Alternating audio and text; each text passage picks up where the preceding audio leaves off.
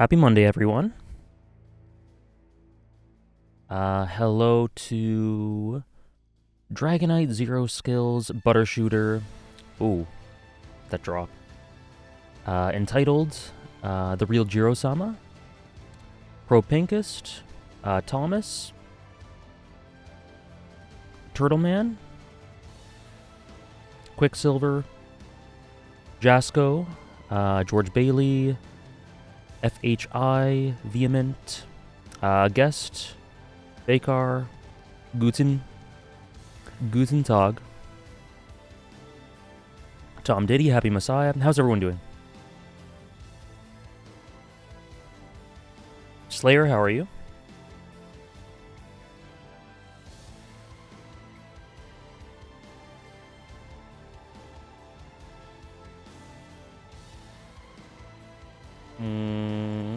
There we go. How's everyone doing? Hope you're well. Thank you for joining me once again this week.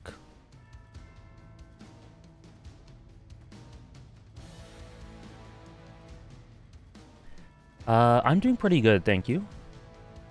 I slept okay. Can't complain. We had let's see the poll. What do we got from the poll? No one thought the episode was anything less than good, which is cool. I'm glad you guys enjoyed it. I agree. We'll get into it in a second. But yeah, I had a good Sunday. My Sundays are always hella busy. My Sundays are always so busy because I stream, then watch the episode, then react to it, then do a bit of editing. Like, it's just a lot. Sundays are a lot. So I'm often tired. It's always kind of like a marathon, but but it's enjoyable all the same. And if all goes well, I get a good rest, which I kind of did. Just 1 second here, and we can start talking about the episode. So you guys enjoyed it? Any general thoughts? I guess whether you're an anime only or manga reader about the adaptation or the content in general. Before we get into it, I'm a bit worried considering they're adapting one chapter per episode. It can come off slow. Does it come off slow to you right now, Joshua? Because I think the pacing seems very on point to me.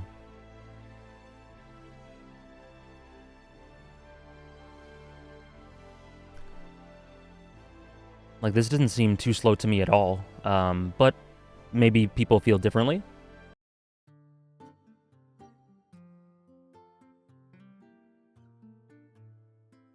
There's only 118 chapters left of your Berserk read? Oh no, you're getting to that point, huh? Jean and Flock was amazing. I agree. The Rumbling has never felt more alive than this episode. Awesome work. Very cinematic, right? A lot of the backdrops again. We'll get into that for sure. I'm super satisfied with what they're doing right now as a manga reader. Cool. A lot of the Jean content, I agree. The Jean content was great. The Flock content was great.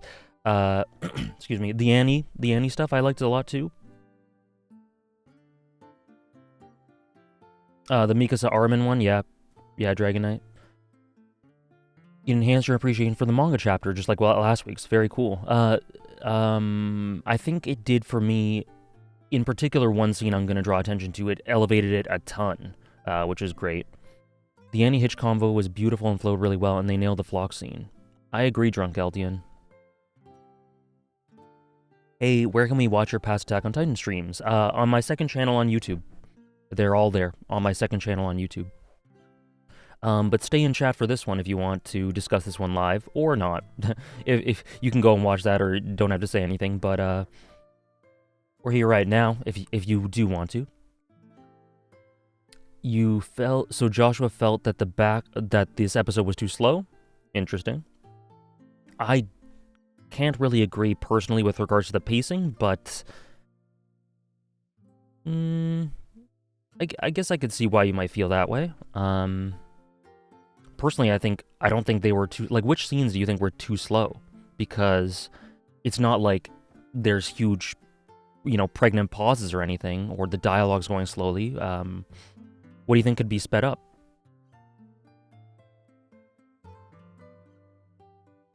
I hope you enjoy it, Turtle Man. The Connie stuff was super effective. Really good, I thought. Yeah, so it wasn't as fake Khaled is saying right there. It wasn't as fluid and dynamic in terms of animation, but they did lots of little things here and there. There weren't any huge barricade set pieces, right, like last week. But I think they did a lot of little things right. Even if this was probably the stiffest episode in terms of animation or dynamism or movement, fluidity. Despite that, I still think it was adapted well. The designs look so clean and on point. I totally agree. Your Flock video really made me appreciate his character. Oh, I'm glad to hear it, Jiro-sama. Glad you enjoyed it.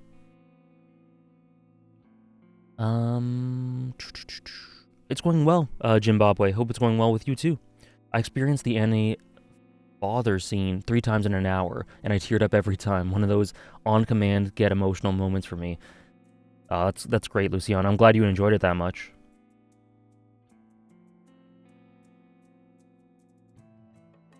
I'm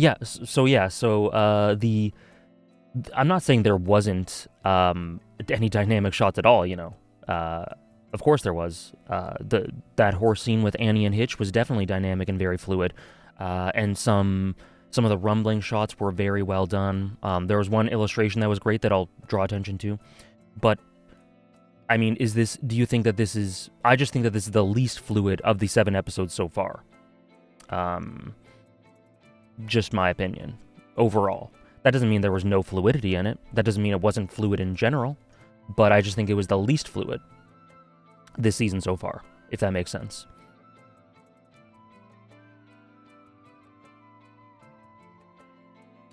The Armin and Mika scene was done really well, but we'll get there later. Yeah, for sure. I didn't think it was stiff. Yeah, like I said, I don't think it was stiff. Like, I think it was contextually the least dynamic of the 7 episodes for me. I don't think it was stiff.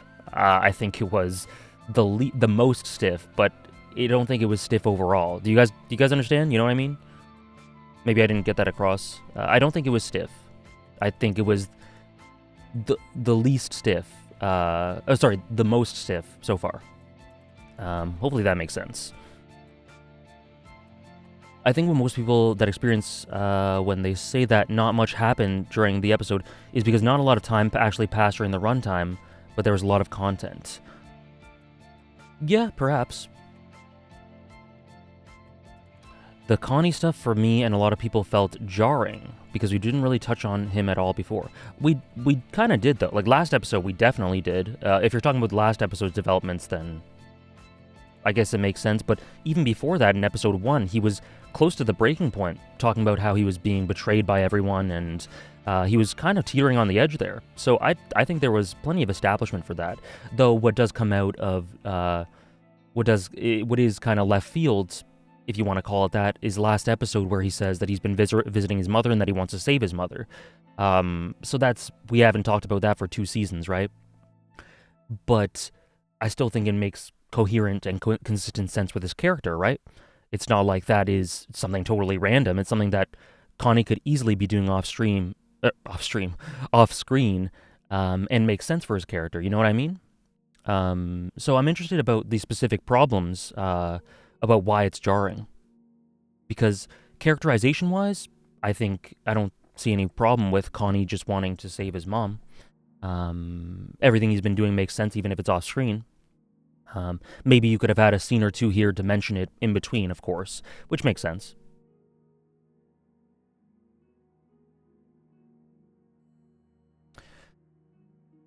Personally, I'm not seeing a lot of scenes where there was supposed to be more fluidity. Yeah, I'm not saying there was supposed to be more. I'm just making a general statement, right? Just a general statement. It was the least moving one. But I think there was one scene that I want to draw attention to that I think could have used it in the middle of the episode. But we'll get there. Yeah, the character designs are still so great. I can't... Like, once in a while I see people on Twitter saying that the character designs are inconsistent. One episode for me was like that, and that was the Memory Lane one, episode 4. Forget the name. Where Zeke and Aaron looked a bit off here and there, in my opinion. But everything else for me has been totally consistent. Yeah, episode 4. Yep. I'd watch Connie stream. Me too.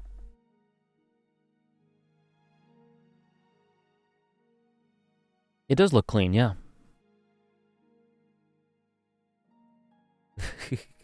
Connie live streaming, yeah. I'm very worried about where things are going for Connie with this stuff, anime only. Yeah, I mean, it will get there, but yeah, it's I think it's an interesting turn. Is it my favorite subplot in the world? No, but I think it's very contributory, makes a ton of sense, makes, lots of it's in character. The progression I think makes sense. I think the Connie stuff fits in fine contextually into this part of the story, which focuses on what people are willing to do for the people they love. Eren doing the rumbling for the people he loves, Annie admitting she'd do everything again for her father, Gabby going back to rescue Falco, and Connie trying to bring back his mother. We also just had Cole dying to be with his little brother in his last moments. Yeah, that is something that's kind of like a great encapsulation of one of the points I'm trying to make for this episode, I think. But yeah, Drunk Eldian sums it up really well there.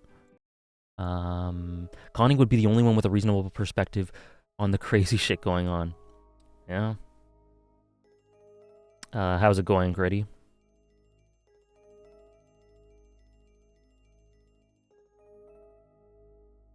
Okay, so just speaking in general terms, we've kind of danced around it a bit. I think that in general, this episode. So what? Like I said, there weren't any huge set pieces, but it wasn't an episode that really called for that, as Luciana was saying. I think there were lots of little great storyboarding touches, lots of cinematic looks at the rumbling, great backdrop, great use of color again, and they're shifting it as well. This episode is called Sunset.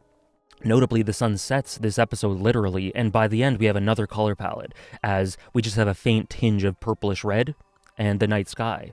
So they're changing the color palette again. I love that. I was talking about that earlier on, that I hope the color palette kind of consistently grows or develops or progresses to make things visually interesting throughout. They're doing that. They're changing the time of day consistently, and that's great. And then, sorry, what else was I gonna say? Oh, so tonally, this episode is really, I think, exactly what it needs to be, and the perspective it shares. Because, like I was talking about the barricade scene from last week, it was a very much an encapsulation of sort of a lot of the approach of Trost. There are huge high highs as you're filled with adrenaline and band together, and then there are drastic lows right away, right? The volatility of this sort of warfare. And that makes sense. This sequence of story is sort of that amped up to the extreme in both ways. So it makes sense that there has to be hope. There has to be these high highs. I'm not gonna rag on it because I talked about it last week. But then the lows are just the lowest they've been. And this episode really encapsulates the dust settling moment after all of this, right? Very much so. Like, with the last few minutes of last episode kind of covered the dust settling feeling. This song isn't super appropriate. And it continued here, and I really loved what they did with it. How would you rate it out of 10? As an adaptation or an episode in general? I'm lazy to name. Music was, it wasn't spectacular, but I think it did its job. In particular, I really loved the song that happened during the Flock Jean scene, as the trumpets kick in at the most horrifying moments. Really well done. The episode in general, like a strong 8, something like that. And yeah, just, again, cinematic shots of the rumbling, like how Annie was presented, like a bunch of the shots. I will mention one that I think could have been a bit more dynamic, and we'll get there. But yeah, just generally, good episode. Enjoyed it. How's it going, Slacker? Yeah, Guilty Hero, that was during the Shadis, Mikasa, Armin, and Gabby Kaya scenes, I think it was, are the 3 you're mentioning? Yeah. The Flock Jean scene felt like it had the most weight in general. I like the way it was shot. Yes, me too. The storyboarding for that was so good. Like, basically every scene felt very on point and very deliberate. Whether it just be setting the tone, saying something. about a character, whatever, and conveying dramatic weight. I loved how that was shot. I agree, Critty. An unappreciated part is what Keith Shot has said to the rookies. Yeah, we're going to get into that for sure, Dragonite. How's it going, Lord Duck Senpai? Hope you're doing well. Hope you're doing well. Annie Father's Shot is an Arma Mikasa. Oh, okay. Yeah, so just a little further back. I didn't realize all the scenes had blended into, I guess, entirely. Oh, by the way, so before we get into... That's what I want to say about the episode, the adaptation in general. Just for anyone... in case anyone missed yesterday, for anyone who's wondering or interested, we now establish some sub-goals. So what we have here is whenever someone donates or subs or anything like that, I will put the money that it sort of generates me towards one of these goals, whatever you want. Right now we only have 8 up, but I'll add to it. And so if you sub or donate bits or resub, any of that, it can go to any one of these things. We have 3 YouTube video goals and 5 stream goals, and I'll add to it, like I said. And yeah, you can check it out by that command that Luciano just used right there. And yeah, we got progress on the Zeke video and progress on the antagonist ranking stream. So yeah, just thought I'd mention that really quickly. Yeah.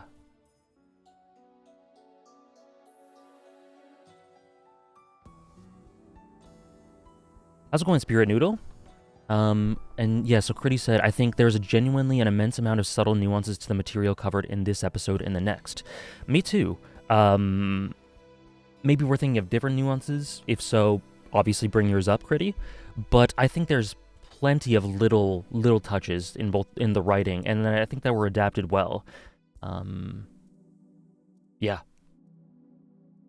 Yeah, so there's a Hank video idea, Zeke video, and a third Arcane one. Actually, this Elden Streams goal, this is fulfilled. I don't know why it's showing 94%. It's fulfilled. It was fulfilled yesterday.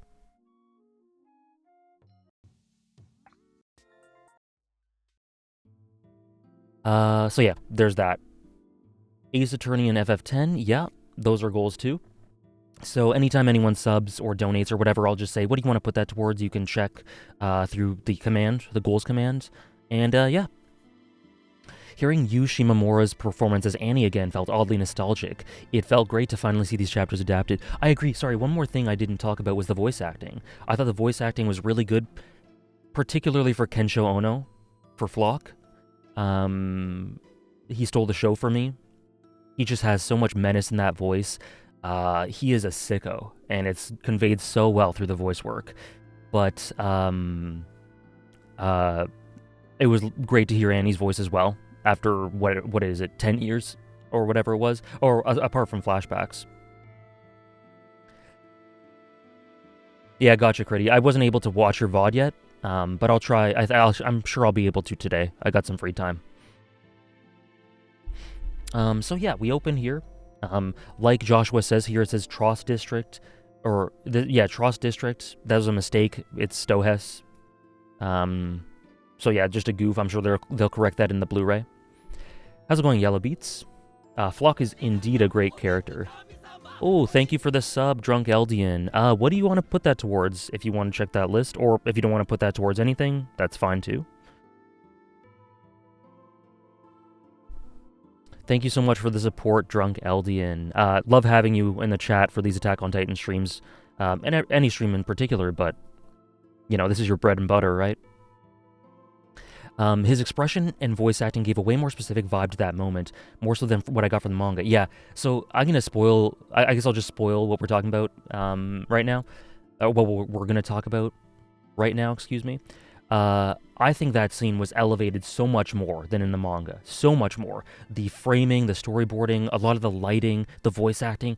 That whole Flock Jean scene was spectacular. I thought it was so great. It was wonderful. And I read the manga back, and to me, it elevated everything about it. You know, we've talked before about not being able to capture some of the nuances of, you know, expressions or Isayama's writing here and there or whatever. This nailed it and elevated it a ton for me. Yeah, this is kind of similar to what Luciano said. Annie back in the story is a pleasure. Totally agree. They also fit well into my schedule, but I've also been watching your top 100 media ones. Glad to hear it. Hope you enjoyed them. You mentioned that on Twitter.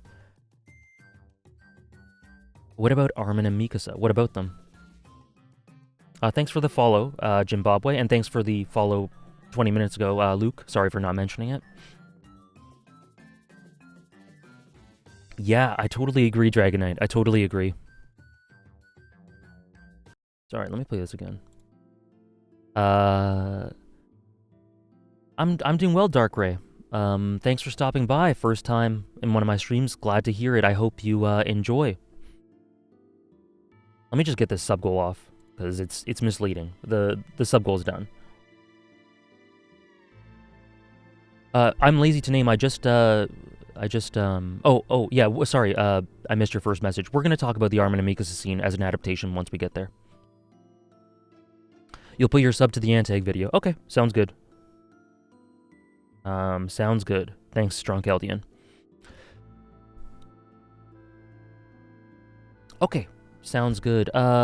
John's voice actor performance was so great for me in framing. Yeah, we'll talk about it. John's voice actor was really good as well. So they start here. Mistake, goof. It's not Tross District. It's Stohess, and immediately we're shown. By the way, lovely to see Hitch again. I didn't mention that, but love seeing Hitch. In my reaction, I just kind of randomly went, "Man, Hitch is so pretty." Like I just randomly said that in the middle of the episode, cause she is. She is.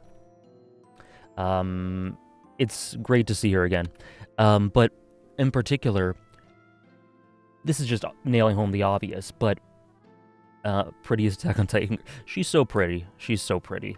Love her voice too. So immediately off the bat, we sort of drive home the idea that what Eren is doing, despite it being said that it's for parody, for the subjects of Ymir, is causing immense pain for a huge portion of parody at the same time. And he knew this. Obviously, he knew what would happen, but again, it's worth nailing that home. It's still causing a lot of pain for the people he's trying to protect, death for the people he's trying to protect. AJ Attack on Titan waifu tier list. Maybe we can make that a goal. Good morning, Penna. Penna. Sorry, pronunciation. She did have a huge change in between the seasons. In all seriousness, I would not do a top 100 waifus stream, but Hitch is pretty. Pena, got it. Yeah, ironic Eren is trapping people under rubble just like his mother. Yeah, parallels to that. Lots of parallels to Eren versus the female Titan in the end of Season 1, which Hitch herself brings up. She just looks really good. Again, Eren Yeager destroyed my home is what this lady's saying in this moment. Just really nailing home the collateral damage here. And now we're getting the friction. Just like what he did in Marley as well. Yep. Yeah, I got you, Exotic. And then right here we get genuine friction between the populace. We have people who are banding together under the Yeagerists' ideals, under Eren Yeager's name. And people who are, in turn, frightened by this approach. This person is literally saying here, yeah, Eren Yeager killed lots of people, but he's doing it to protect us. It's in service of this grander goal, etc. And while I think the mentality here, there's a key distinction between the mentality and the execution of these ideas, because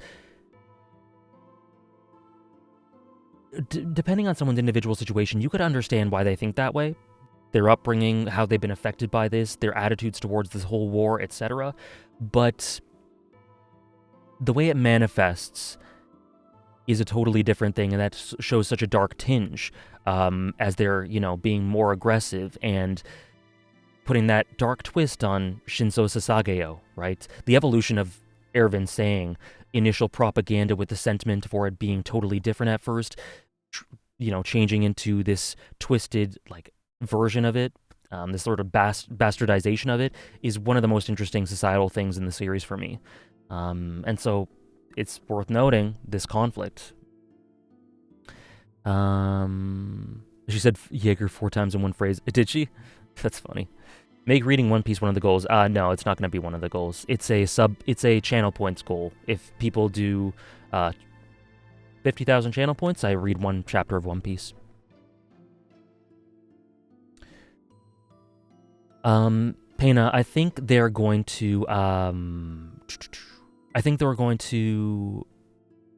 rearrange it to maybe a few episodes from now. We'll see exactly. But I can imagine a good spot for where it could go. Perversion of the Scout ideals. Yeah, but the thing is, one of the interesting things about that is that Erwin himself admits that it was propaganda. Like, it was nationalistic propaganda to band around this cause in service of this greater goal that he never himself agreed with. Like, he hated himself for doing those things. So, at the same time, it's understandable that that would get so miscommunicated, because it was never, the original sentiment of why he was saying that stuff in the first place was never communicated to anyone aside from, like, Levi, or Hanji, maybe.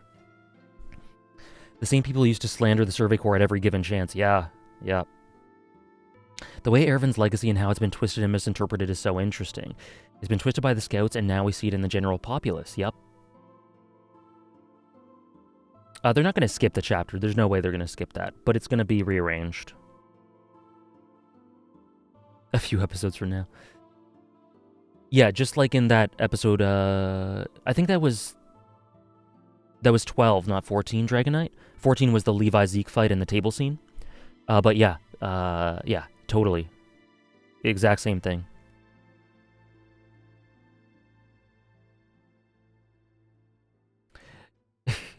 The One Piece fans will amass the needed points for me to read the entire series. I doubt it, to be honest. 50k for one chapter, unfair. Well, I don't want, like, it's maybe unfair for someone who really genuinely wants to read, like, all of it right now, but I've been crystal clear with the fact that reading One Piece isn't a priority for me. So I don't think it's unfair. It's just everyone has different priorities in life, right? One Piece is a very low one, so that's why it's a huge goal. It takes a lot to get to that goal. Thank you for the bits, Thomas. Do you want to put that towards something?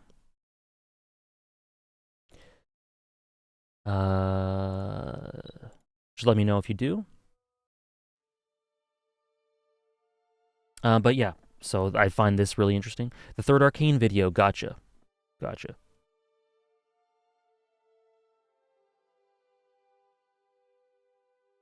And then they're talking about this here, about the division, as they go on in the background. Very nice. If AJ gets enough points, we will get AJ 13% of the way through One Piece. Maybe it's too low.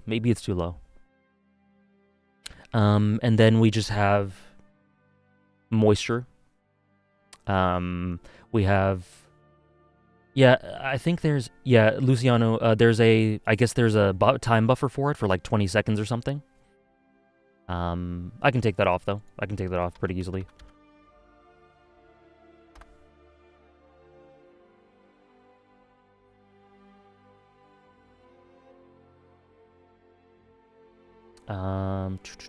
Commands, custom, goals. Sorry, bear with me 1 second. Okay, the cooldown's 5 seconds. There might be a buffer in between. Okay, so, and then right here, so something I just want to draw attention to in general, the lighting, they do a lot of things with lighting coming in through the window. A lot of that, that rosy red, almost kind of reminiscent of blood red, yet not as violent as the color palette when the rumbling started, drifting in through windows. That happens a lot. A lot of screenshots I took show that. And it was just like a cool stylistic choice. The episode's title is Sunset once again, right? Annie Prison Break.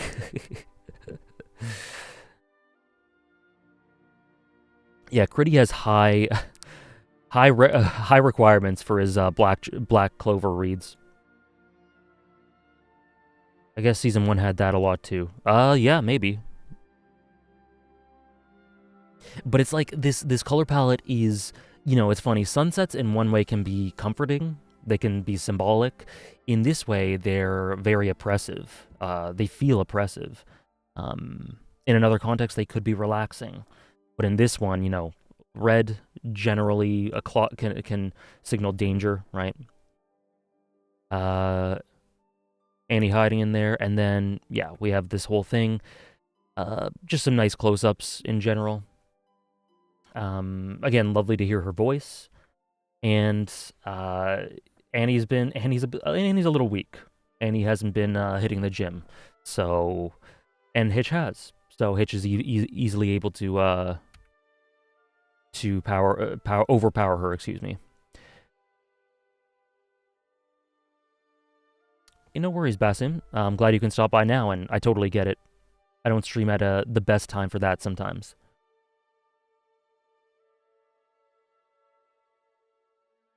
Character designs have been on point. Yeah, Annie looked great. Every character looked great. It's been so consistent throughout all the illustrations. With the only I guess dip being that one I mentioned for episode 4.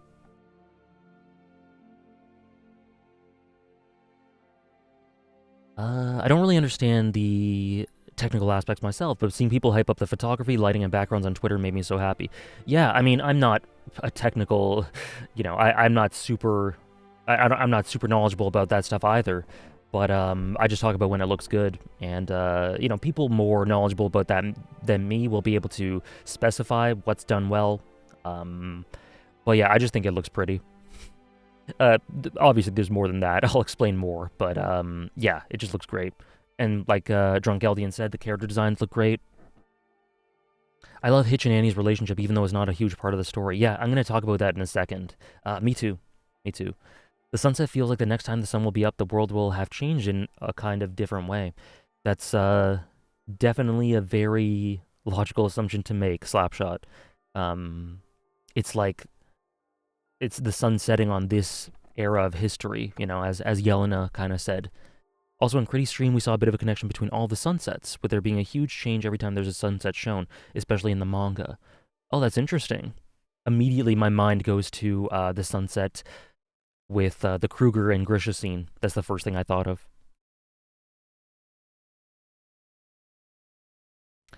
I love the Titan power of even a little cut being able to be used as a threat.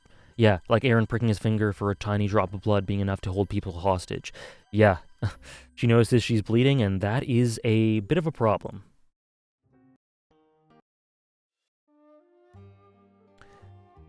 Have you seen the Lost Girls OVA? Yeah, I have. Yep. No, I didn't, Thomas. I did not. Mappa went crazy for that. I'm like, damn. Okay. But yeah, just looks great. And then just in general, the composition, the framing just looks nice. Nice layouts here, nice depth. Again, that consistent sunset coming through the windows. It was crucial for the plot. Yeah, yeah. The train scene with Eren and anyone, it being the last time they were all happy together. Yeah, for sure. And then as that cuts to Mikasa looking at the sunset in that same shifting in between time periods, I love that as well.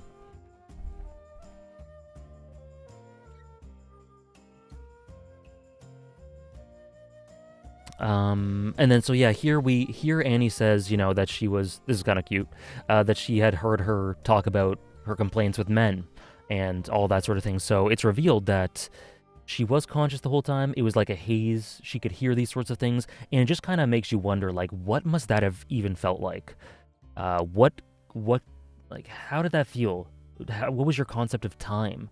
Just hearing these disembodied voices from Armin and Hitch. Notably, she basically only mentions Armin and Hitch, which means that they're the two that have been coming consistently.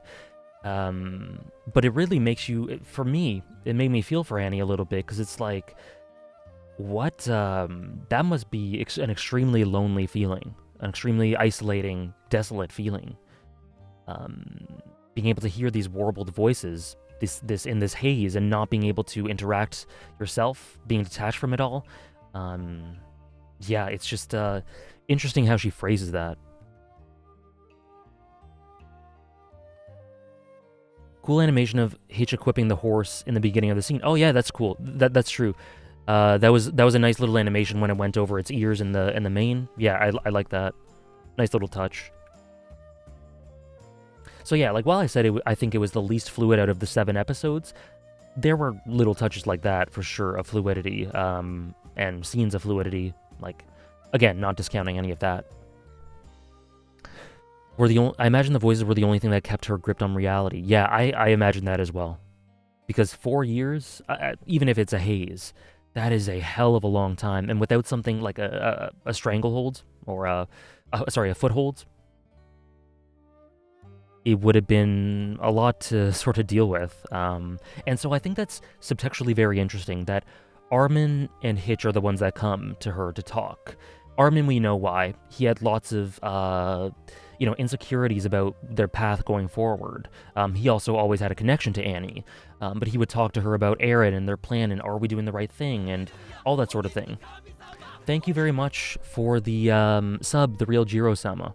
Do you want to put that towards any of the goals in the document there? If you do, just let me know.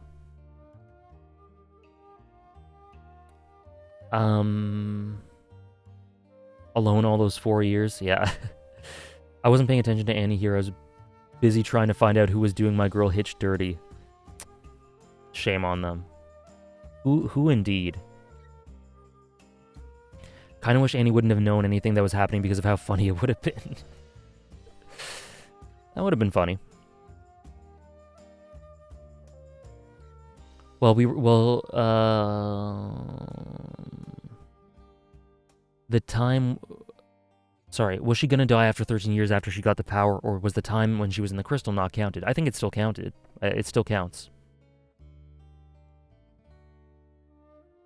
I like how they helped each other. Yeah. And also, so the Hitch side of this is really interesting because, like, subtextually, you can imagine Hitch is going to her complaining about men, complaining about whatever, like just talking, just having someone to talk to. That must have been very important for Hitch because she does not have an easy job as an MP.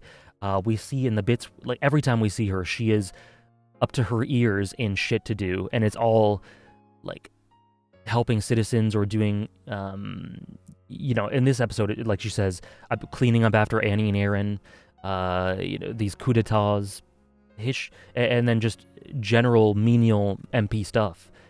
I'm sure it's very stressful. I'm sure there's a lot to take in, a lot to handle. And so I think it's interesting that she consistently went to Annie to talk to her about these sorts of things. It kind of shows you that she has some problems too, and she needed someone to talk to. Someone that would be forced to listen, as Annie talks about later on.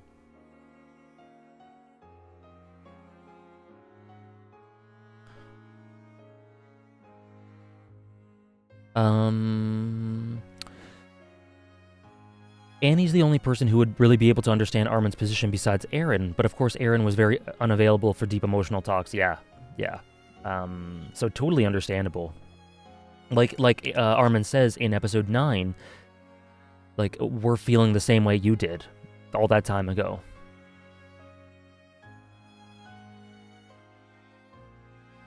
I think Annie's a beautiful character entitled head officer of riot management. Yeah. Also, since Hitch lost Marlowe, she didn't have anyone else to talk to. Yes.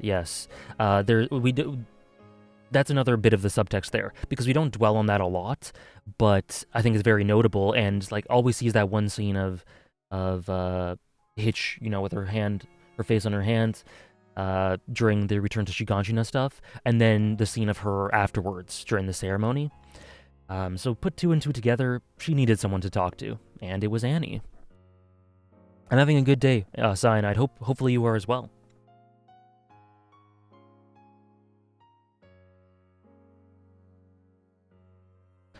Also, Armin influenced by Bertolt's memories of Annie. Well, that is something that we don't know is true. Aaron was saying that, but Armin also said, like, Aaron could easily have been lying through that entire thing.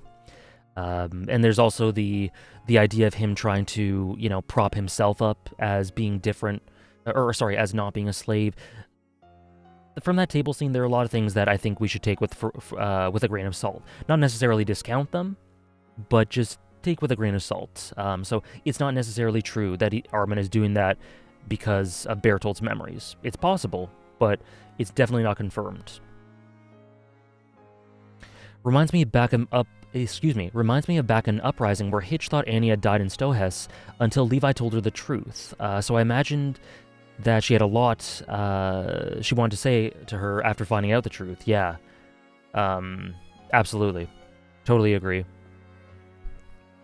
You'll put this up towards a Zeke vid. Okay, thanks. Thanks very much. I'll add that to Zeke. 1 sub to Zeke. Perfect. Thank you very much again, Jiro-sama. Aaron said that while having 3 Titans in him while calling himself free. Yeah. So that logic, gotta work both ways.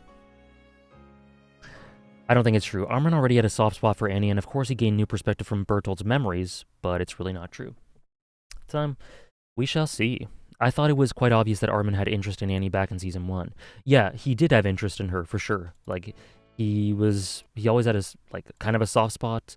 Annie herself acknowledges it when right before she transforms, right? So there's definitely that element to it there. As Pixis said, to tell a good lie, you gotta mix a bit of truth. This is true. But Armin kind of, if it ends up being a lie, Armin kind of suspected it right away, so was it a good lie? Depends on your perspective. In the manga, there's a panel of Hitch screaming at Annie in anger at the crystal, so I think she did a lot of venting about what Annie did.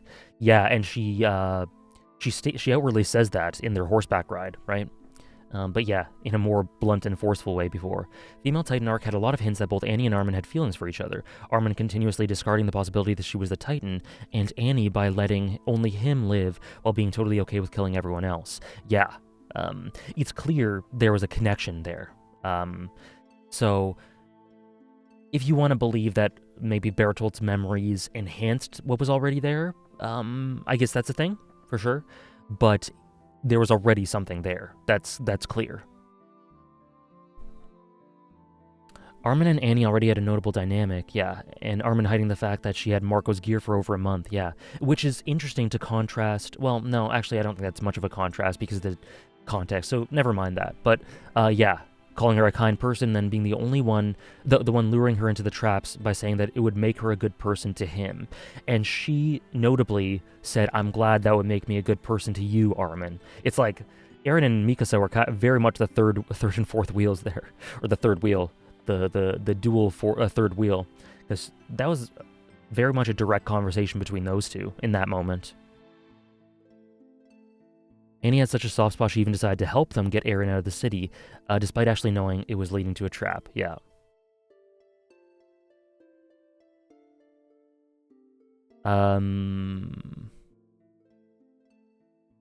Good morning, Mr. Taketsu. Hope you're doing okay. Worst double date ever. I saw a tweet about that. And Annie is a keeper having a soft spot for Armin when he had that pre-time skip haircut. Now she gets to see the glow up. This is true. If anything, Bertolt's memories probably just gave Armin the context he desperately wanted to know about her since she betrayed them. Yeah, about her backstory and where she's coming from and why she's doing all this. Which probably helped him to empathize and sympathize in different ways with her. And come to the conclusion that there are tons of parallels between them. I mean, she also spared Reiner, but we all know that she had no romantic connotations. Yeah, that was very much the logic there was very different. The context and feelings there were very different, right? But yeah.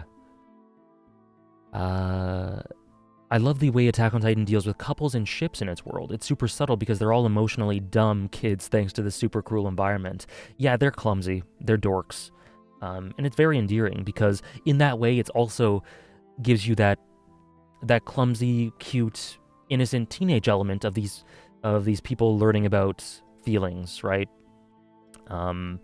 It's able to not skip out on that and sort of accentuate it to a greater extent due to their emotional immaturity, or I guess, not emotional immaturity as much as lack of experience in that. I really like to see more of the Bertolt-Armin dynamic. Seems really interesting. Well, Bertolt is inseparable from Armin at this point in time psychologically, so there's potential. There's potential. And we have Armin in the Liberio invasion saying, "Is this what you saw? Are these the sights you saw?" So Armin definitely hasn't forgotten about Bertolt. He definitely holds him close to his chest, right?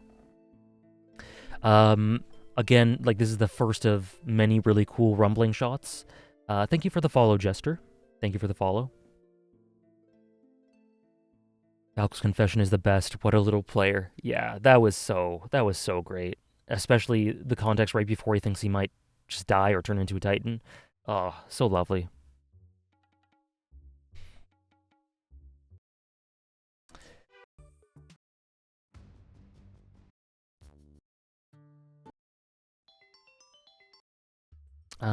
And then you have the adult dynamics for like Erwin Levi and Kenny Udi that aren't the classic sense of romance, but clearly have a deeper type of relationship, regardless of whether you consider them romantic or not.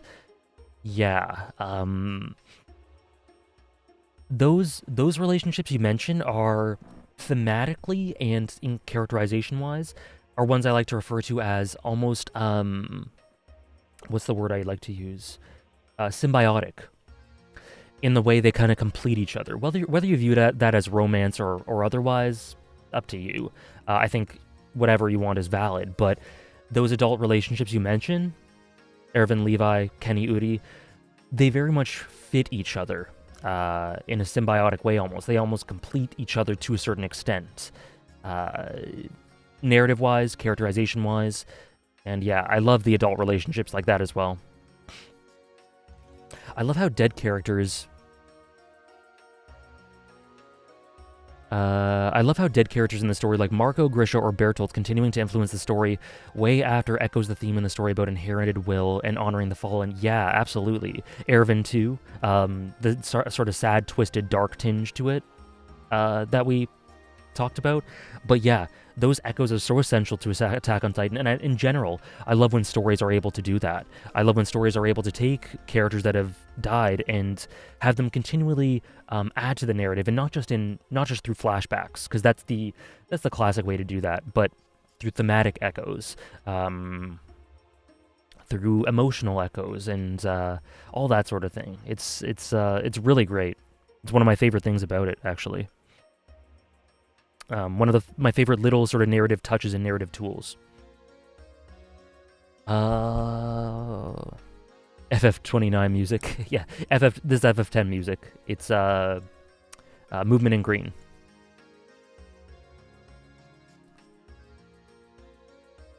I have to cry for Levi because he lost Erwin. Every night I do. I like how the romance is handled in Attack on Titan for the most part, but I also think the asexuality of it all sometimes bites Isayama in the ass a bit. Amir and Historia were almost going out of their way not to kiss in the Clash of Titans arc. Sometimes felt a bit jarring to me personally. That's interesting. I think that lends itself a lot to, again, that clumsy nature. I don't know about you guys, but when I was young, I avoided my first kiss. Like, I was scared as hell.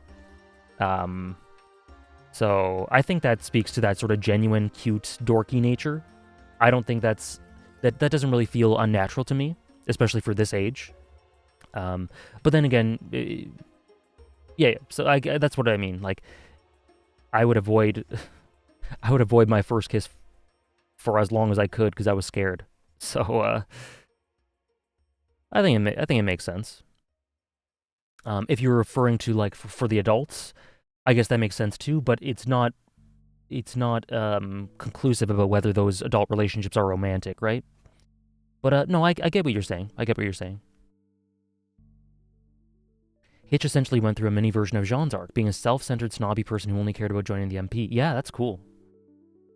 That's a cool catch. Um, she's very much more open-minded, has much a better sense of perspective, and more willing to put herself out there in multiple ways. The CGI does look great.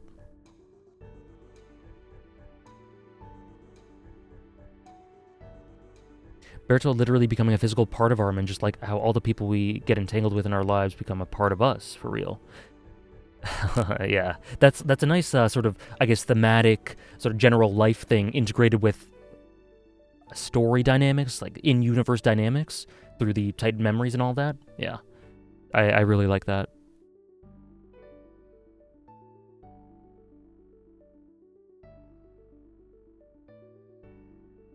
AJ backstory. That's the extent of it.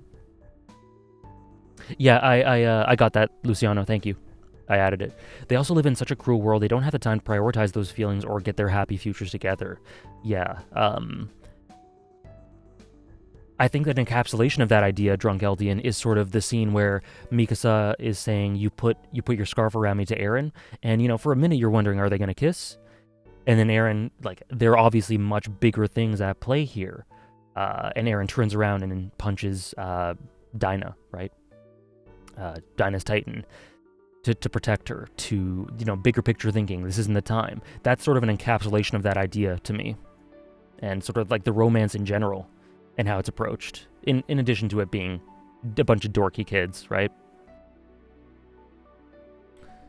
Like Amir's last words are legit. I have no regrets besides not being able to marry you. You can't get more explicit than that, right? Yeah.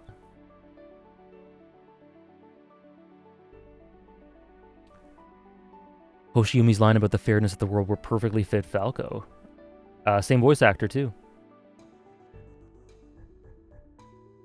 I agree, Wrath of Heaven. And then we have, moving on, I guess chronologically, we have Annie's pure shock at what's happening. I enjoyed that. Thank you for the follow. Teaspoon. Thank you for the follow. Again, nailing home that what Hitch has been doing all this time, the stresses she's had, her job. The only meaningful job I've had as a soldier is picking up bodies and debris. Nice shot here, them going by in the background, blurred in the foreground in sharp contrast, very crisp. The sheer suffering here. Looks like Pixis got turned back into human, so good for him. Attack on Titan's personal relationships tend to be very subtle. I've more and more started to feel that Levi's feelings for Eren really might have been romantic, but it's the kind of thing that he never cognized due to how occupied their lives are by greater struggles. So the idea that Levi might have been in love with Erwin but was content, just never acting on it, feels really fitting for the story. I agree with that. For sure. There are lots of stories I've seen where, for one reason or another, there is probably or could easily be romantic feelings buried deep within these people. Or maybe not even that deep. But for one reason or another, they can't really bring it to the fore. They can't really act on it. Maybe they're emotionally unable to recognize the specificity of those feelings. Maybe the world just doesn't allow that to happen. Whatever it may be. And Attack on Titan, I think, does it really well, really subtly. I agree. He was probably. That's a very valid interpretation. He was probably just content, never really acting on it, just being there with them, just living with them. I think that interpretation has a lot of weight. Thank you for the follow, Zachman. Thank you very much. Yeah, indirectly pleading for him to not go on the mission because he knows Erwin will most likely die. Yeah. I think it's beautiful too, pro Pinkist. Yeah, we're gonna get to Jean in a second, Zachman, but I totally agree. For some people, romantic love is not the most important thing on their minds, but it doesn't mean it's not there. Yeah, for sure, especially in this setting, especially with these conflicts. Walter White in that frame, yeah. Gives me post Liberio vibes, something cycle of violence. Yeah.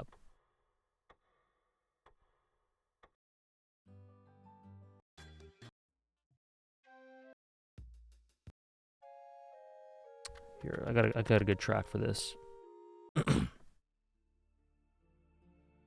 But yeah, as we move on, again, the backdrop, what I was talking about, these cinematic pieces of the rumbling, they portray this so well. It's so grand in scale. It's everywhere. You can't avoid this oncoming footsteps of doom. It's just again apocalyptic. It's nailed home so well. It's everywhere. It's great. And again, the color palette helps nail it home really well too. That sense of looming, looming is almost feels like too subtle a word. Danger, this threat. Uh, why are we ignoring the friendship for love nowadays? I don't. We're not ignoring the friendship. Like I just said it was valid. I didn't say that friendship wasn't possible at all. Uh, I think platonic love can be as important as romantic love, right? But I'm just saying that I think it's totally valid to view the Levi Ervin relationship as romantic, at least from Levi. Like we're talking from Levi's perspective. Ervin, I think it's a bit harder to grasp that for me personally. Yeah, me too, Drunk Eldian. I really like that too. I think there's a huge amount of love between certain dynamics that could easily be romance, but it's right people, wrong time, and they have to be okay with thank you rather than I love you because of everything going on in the world. Yeah, that's really well put. It's like, it's again that idea of, yeah, wrong people, or sorry, right people, wrong time. It's like, can we really act on this? That's one of the biggest, like, one of the biggest, like, low points about being in this sort of conflict is not being able to just be kids or be vulnerable with someone in a time where, in times like these, you really need that. But the situation tragically calls for you to not be able to act on those things because there are things more important. Yet at the same time, you need that comfort. It's like an inherent contradiction, and it's really tragic. Marlowe realized in his last moments that he actually liked Hitch as well. Yeah. Like right at the end. Why am I thinking about her right now? It's awful.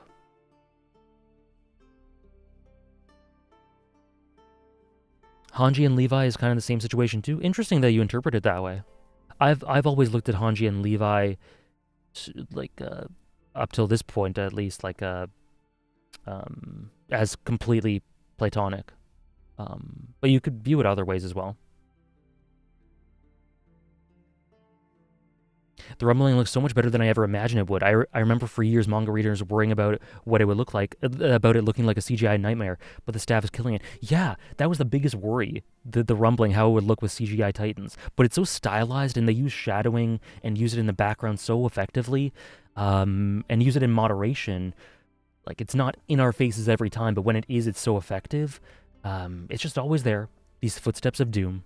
It's done so well. They've one of the best, maybe the best thing about this adaptation so far is the way they've implemented the rumbling, thematically, visually, stylistically. It's been spot on for me. Witcher 3 music, yep, Thomas. Yeah, some Jotaro. Yeah, I see some similarities.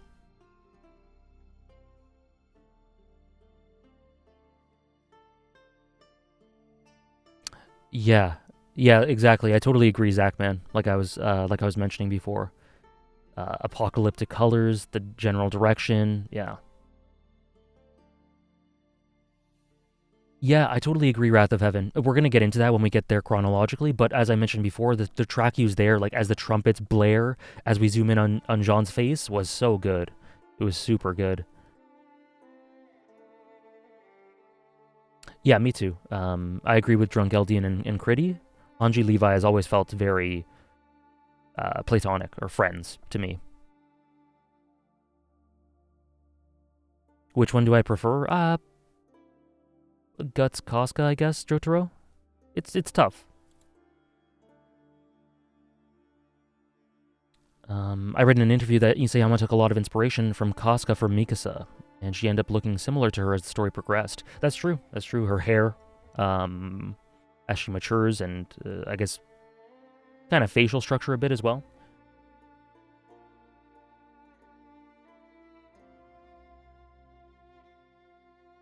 Um, Same answer, Jotaro. Oh, and then so here we dive. Oh, great illustration here, by the way. Amazing illustration here. Just love it. And then we sort of dive into Annie's mentality here. We sort of fill in the gaps that we might have been able to understand through subtext already, but nice to have them sort of front loaded to us. Yeah, these look terrifying. Like, look at this. This looks so damn good. Absolutely haunting. Yeah. And then so Annie says here, outside our lands, we were taught it was fine to kill soldiers and civilians alike. We knew this, of course. Anything we did was justified as long as it was for the cause. As we see these horrific scenes. Again, female Titan arc flashbacks, like, very much nailed home here. Love this shot, and this is a very fluid shot as well. You can't capture it in a screenshot, but this horseback riding was so fluid, so dynamic. I could hardly even see the individual frames at all. It was really good. This is Witcher 3's The Fields of Ard Skellig, Pena.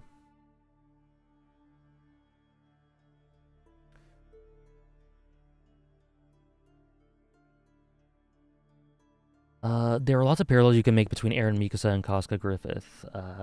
Isayama's inspiration for the scene of Eren killing the kidnappers was directly inspired by Griffith saving Casca. Yeah, that's true. That being said, I think there are more important distinctions between the two dynamics that make them very different than seeing them as one in the same, like I see some people do. Yeah, I think the parallels are key, but I think the contrasts are key as well. Notably, both Griffith and Eren give the person they save, Mikasa / Casca, the means to fight for themselves for very different reasons. Eren was not able to save her in that way, but they don't save them directly, right? So it empowers them through forcing them to act, giving them the means to do it, rather than doing it all for them, which I like as well. Gives them agency, gives them independence, and helps them to believe in themselves a little. I think the whole scene in the flashback where Eren tells Mikasa to pick up the knife and fight. Yeah. Spirit, yeah, we just went. Yeah, exactly, totally. Okay, sounds good, Dragonite. Sounds good, Dragonite. Thanks for stopping by. Yeah, that's another thing. Like Quicksilver says, this episode did not have any recap, and it played through the ED. So they really soaked everything out of this that they could, taking their time, while not being too slow, as I mentioned, though some may feel it was too slow. But yeah, great shot here. And then Annie says, saving the world didn't matter to me. She didn't care about that. We get her backstory. She was abandoned, picked up by a foreign with Eldian blood in her, who ended up being her father. By the way, love the color palette here.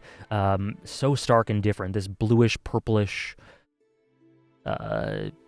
filter almost. Just the, it's very, these are very warm colors throughout. Very warm colors, devastating colors, red, orange, very stark. This is a cool down. Nice contrast. Yeah, the gate shot, really good.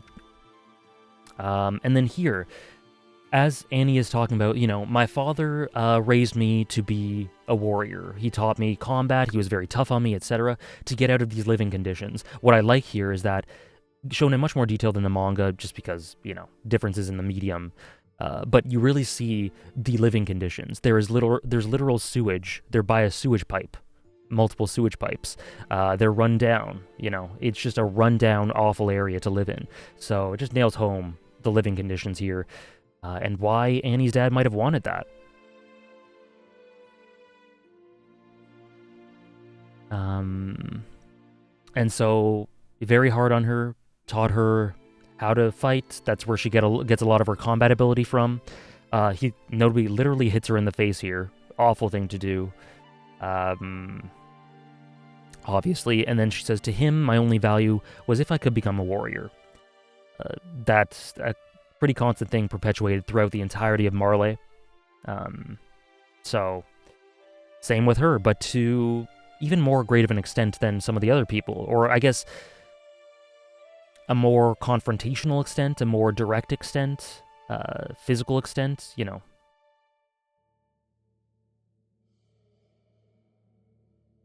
And then One day, she was able to overpower him, and she completely crippled him, taking out all her rage at what he's put her through directly through this. Repaid him for all the pain he's caused me, as she said. And what does he do? He rejoices because her overpowering him is representative of the idea that you can kill without a weapon. Like, you've made that step. Always gotta appreciate how consistent Annie's character is, rather than explaining why they attack the walls like Reiner did to Eren. Annie doesn't even try to hide her intentions. She's got no facade or illusions about what she's really fighting for. Yeah, as she gets into, immediately after this in the conversation. Completely honest, completely realistic and pragmatic, not like psychopathic or anything, very much accepts the weight of what she's done and that it's unforgivable. But she's upfront in saying, at the end of the day, I just don't care. I would do it all over again because I value getting back to my father just that much. It's a cutting honesty and brutality in the things she says that's very human. Like, I imagine deep down, some of us may not say it, but put in her position, deep down, like, some of us may think that way. Who knows if you're put into that position? Would you care about getting back to a loved one? You know, I would probably care about committing atrocities. You know, let's get that out of the way. But it's like, you can relate to her general feeling. You can relate to how cutting she is. You can relate to that being the foremost thing in her mind, right? Yeah, just to don't misinterpret what I said. I would definitely feel bad about what I've done and all that, but I still think it's very human nonetheless.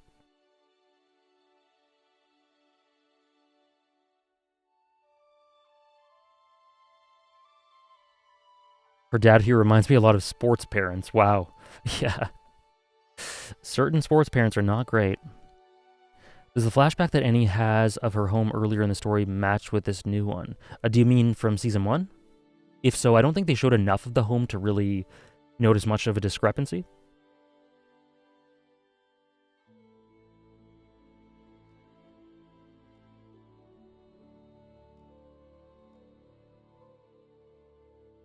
AJ Flock confirmed. Good God. No. Love this shot again. Very fluid. This shot was great, as it's very layered too. Like, as you can see, parts of the background, parts of the foreground are moving, shifting with respect to one another. And also, sorry to go back on the Annie thing, but her caring for her father above everything else is a very strict parallel, or a very direct, in my opinion, parallel with what Connie's doing at this moment in time. When it comes down to it, sometimes you just, above all else, want to be with your family, and you would do anything to be with your family, to get a hug from your father or your mother, just to be with them, to connect with them, to tell them you love them.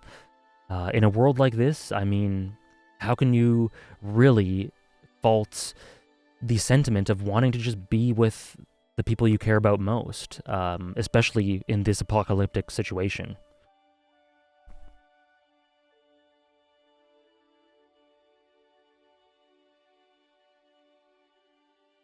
Yeah, exactly, entitled. To be desensitized, especially given what Annie's gone through. She onion coupon. I wouldn't have expected any other response from Annie aside from the one that we got. Yeah. But yeah, great presentation there. Again, back to this very stark change in color palette and tone. Really like it, really refreshing. She didn't care if people lived or died, and she didn't think that any life had value, including her own. Love how this is framed again. Just looks nice. So shows her mentality right up to prior to going on the mission. But then the last day, and look at that. I don't know, that look in her eyes is a mix of genuine emotion and feeling and that jaded nature, and her overall outlook. I love this expression. Was this episode improved from the manga for you? I think certain scenes definitely. The Flock Jean scene. How's it going, freaks, by the way? Thanks for stopping by. The Flock Jean scene was definitely elevated a ton. And I don't know overall if I enjoyed it more than the manga, the episode, but it was definitely a good adaptation for a lot of little reasons, lots of little touches. Ties back to how she was telling Marlo that she wanted to be seen as human. She accepts that devil inside of humans and believes that people who can fight back against their nature are special, Eren and Reiner, but she still wants to be seen as a regular person. Very interesting similarities and contrast between her and Floch in that way. I've never thought about her and Floch, but that's interesting catch, Safwa. Mappa does love eyes. They do. The paneling for when Floch shot that guy in the manga was so shocking. I loved it. Yeah, I think it's good. I think the episode did it even better. I think it elevated it a lot, but we'll get there. Someone was mentioning that they thought the Annie flashbacks could have been more fluid or more dynamic, but they liked the tilt on the camera. This is, I think, what they were talking about. Don't remember exactly who said that, but yeah. That pragmatic nature and lack of self-delusion are definitely some of the things that connect Annie and Armin as characters, unlike characters like Reiner and Eren, who come to commit atrocities while deluding themselves into believing they're heroes and that these actions are worth it. The latter applies a bit more to Reiner. Thank you for the hydrate, Darius. The basement scene in Liberio definitely nailed home how Eren knows very well the horrific nature of the actions he's taking and the path he's committed himself to.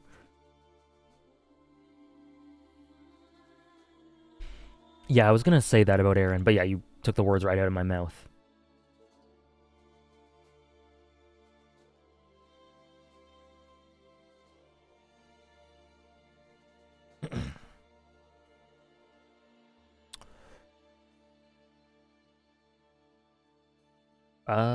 Okay. So, sorry. I think there are a lot of similarities between Annie and Eren.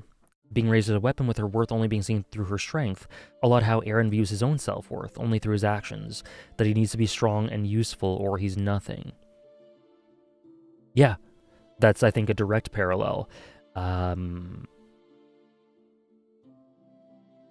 And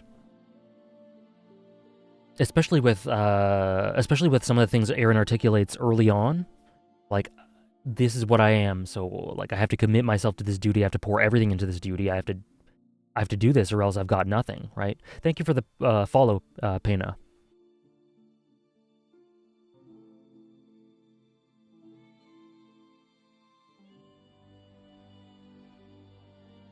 Okay. And then, so we see here, this morning I left for the island, the morning I left for the island, he fell to his knees and apologized that everything he was saying was wrong. Everything he taught her was wrong. Lives do matter, your life matters, and I don't want you to leave and become a warrior. I don't care if we live in this derelict, decrepit place. As long as I have you, that's all that matters. And that's what he realized over time, that he genuinely loved Annie, she was genuinely his daughter, and that was the thing he valued more than anything. And he said, forget about succeeding in this mission, becoming a warrior, any of that. Please just come back alive, because he loves her. And she realizes here, he is my father. He's not just this person who took me in or whatever. He is genuinely my father. And she realized that she has a father waiting for her to return, and that was the essence, the core of everything she did. She wanted to succeed, she wanted to survive, so she could come back home to him.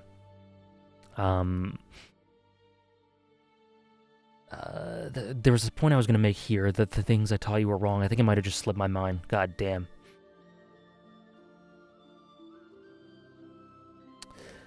The things I taught you were wrong. Damn, maybe it'll come back to me. Whatever.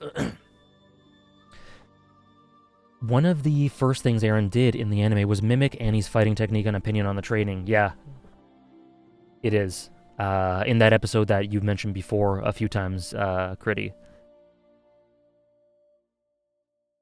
It's one of the most distinct fighting styles in Eren's mind in his early life, or the early series, the one that sticks out in his mind more than anything else. He immediately recognizes it when she does it in the Female Titan arc.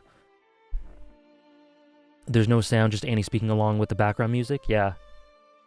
Really hones in on puts weight on those words more than otherwise. I like how Annie isn't paying attention to him, but starts to when she sees him crying. Detail that I didn't notice in the manga.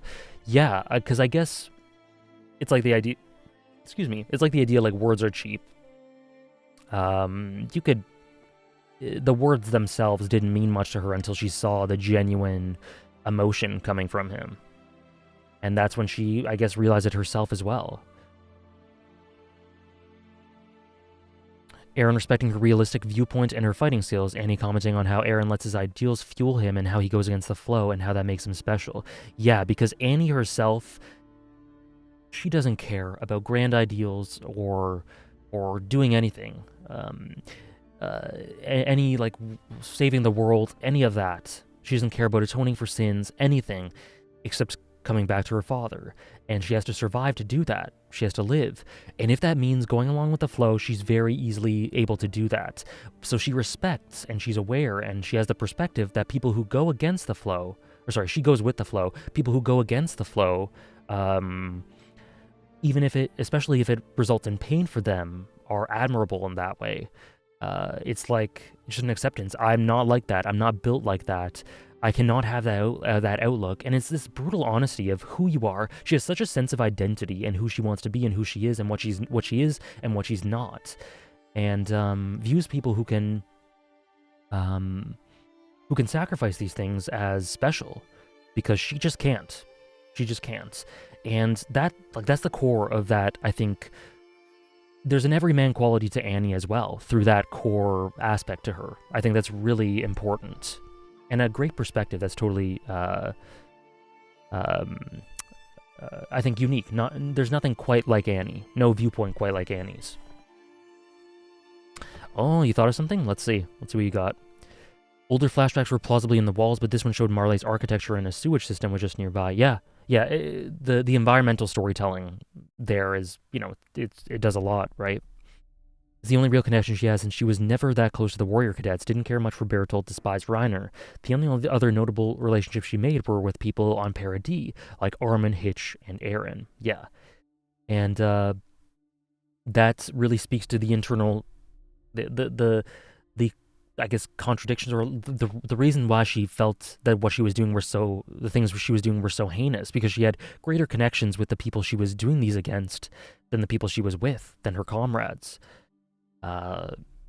But above all, her father was the most important. A mutual hatred, yeah. Mutual instant realization, yeah.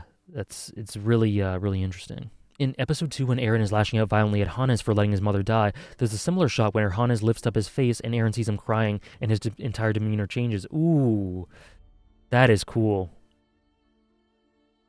Oh, that is awesome. I love that.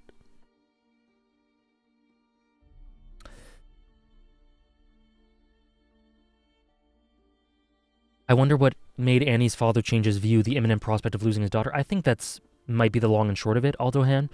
When it comes down to these situations where it's like you talk about it, you think about it, when it really comes down to it, the things that matter most really make themselves known to you. And he might have just woken up that day and went, holy shit, I cannot lose her. And I think some might say that's like a jarring character change. I think that's very realistic. I've experienced similar things, obviously not to this extent, but where you suddenly realize that something matters to you that you didn't really think mattered to you before, but that certain circumstances and situations make it clear to you that, this particular thing is genuinely what you always wanted, or genuinely what you valued most. I think that as well is very genuine. Yeah, I see envy there too, Safwa. She takes out her frustration with this idea of Eren in one of their training fights at the start of the manga. I forget which chapter. Eren called her foolish just like her father. Alec the Goat had to be here. Thanks for stopping by, Shash. Thank you for stopping by.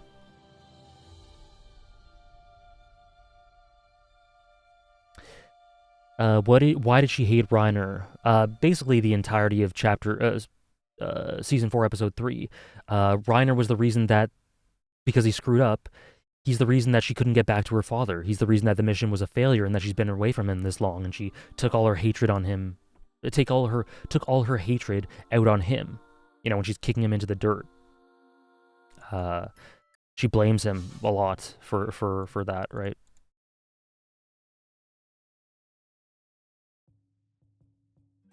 That scene in episode 2 is always one of my favorites because how it was shot. Like when Hannes said, you couldn't save your mother because you're weak.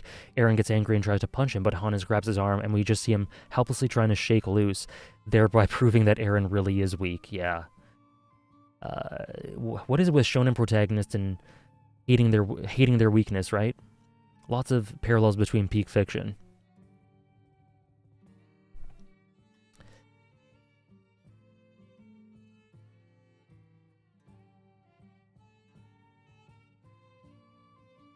Gon intensifies. Yep. Shadow had to come in for that part. It's not in the anime, but in the manga, she says, "My father was like you two, carried away with with ideals that had nothing to do with reality. Even as a kid, I knew it was crap, but Dad made me learn these pointless moves, and I was too young to define him. To defy him. Yeah.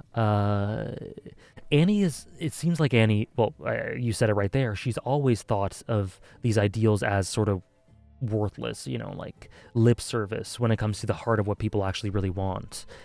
She's always thought of them as like, she's thought of them that way, but at the same time, she's admired people who use them to go against the flow, right? I think it's like she has a dualistic outlook towards that sort of thing, in my opinion.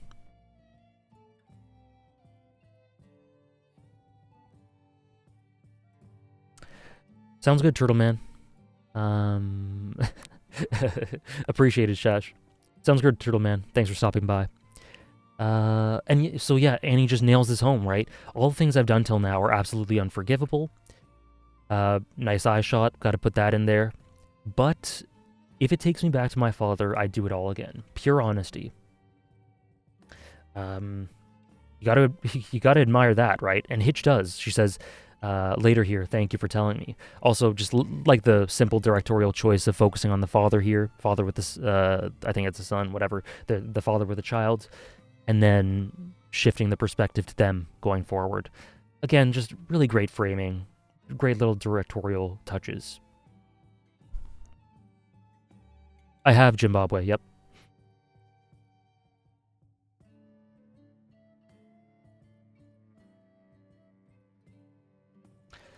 And then, again, constant backdrop, very cinematic again. And then...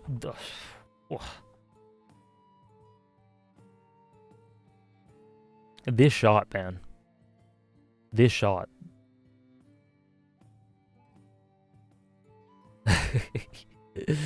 Zeke and Annie both being tormented by kids having good relationship with their fathers walking by them. Yeah, there's a direct... that exact thing happens in episode 4 with Zeke.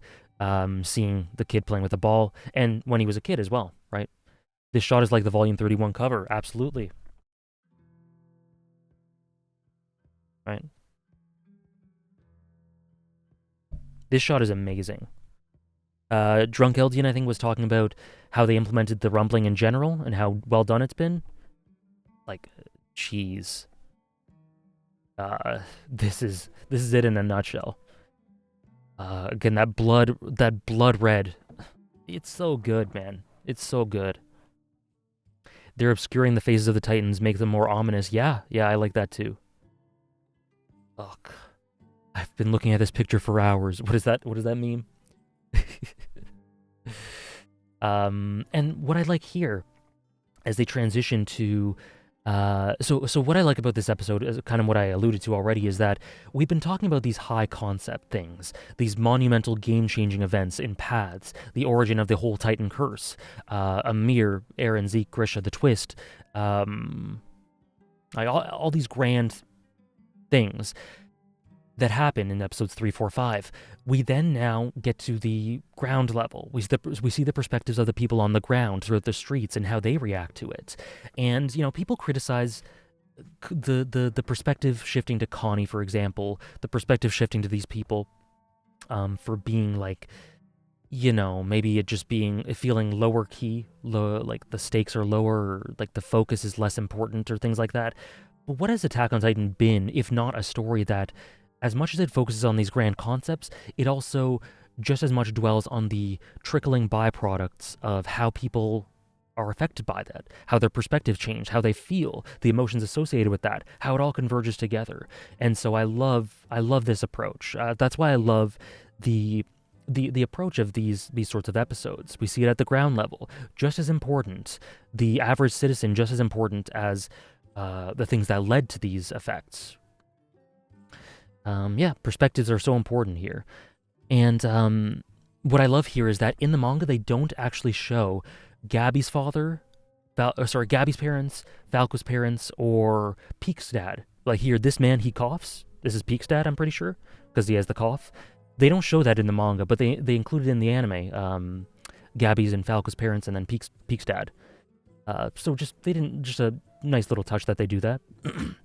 in the manga, they only show Annie's dad and Reiner's mom. So just expanding it a little bit, I thought it was a nice touch. And not much to say here. It just reinforces again this perspective of the everyman, and they know what's going on. They're going to be trampled. There's that conflict here between them and these people who don't trust them. That boundary is hard to get over, right? Thank you for the follow, Denshock.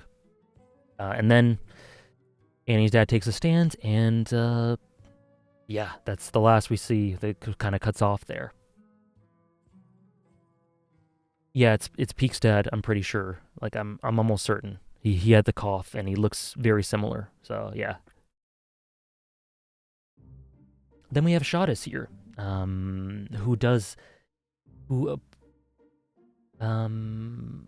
subs don't capitalize rumbling. I guess not.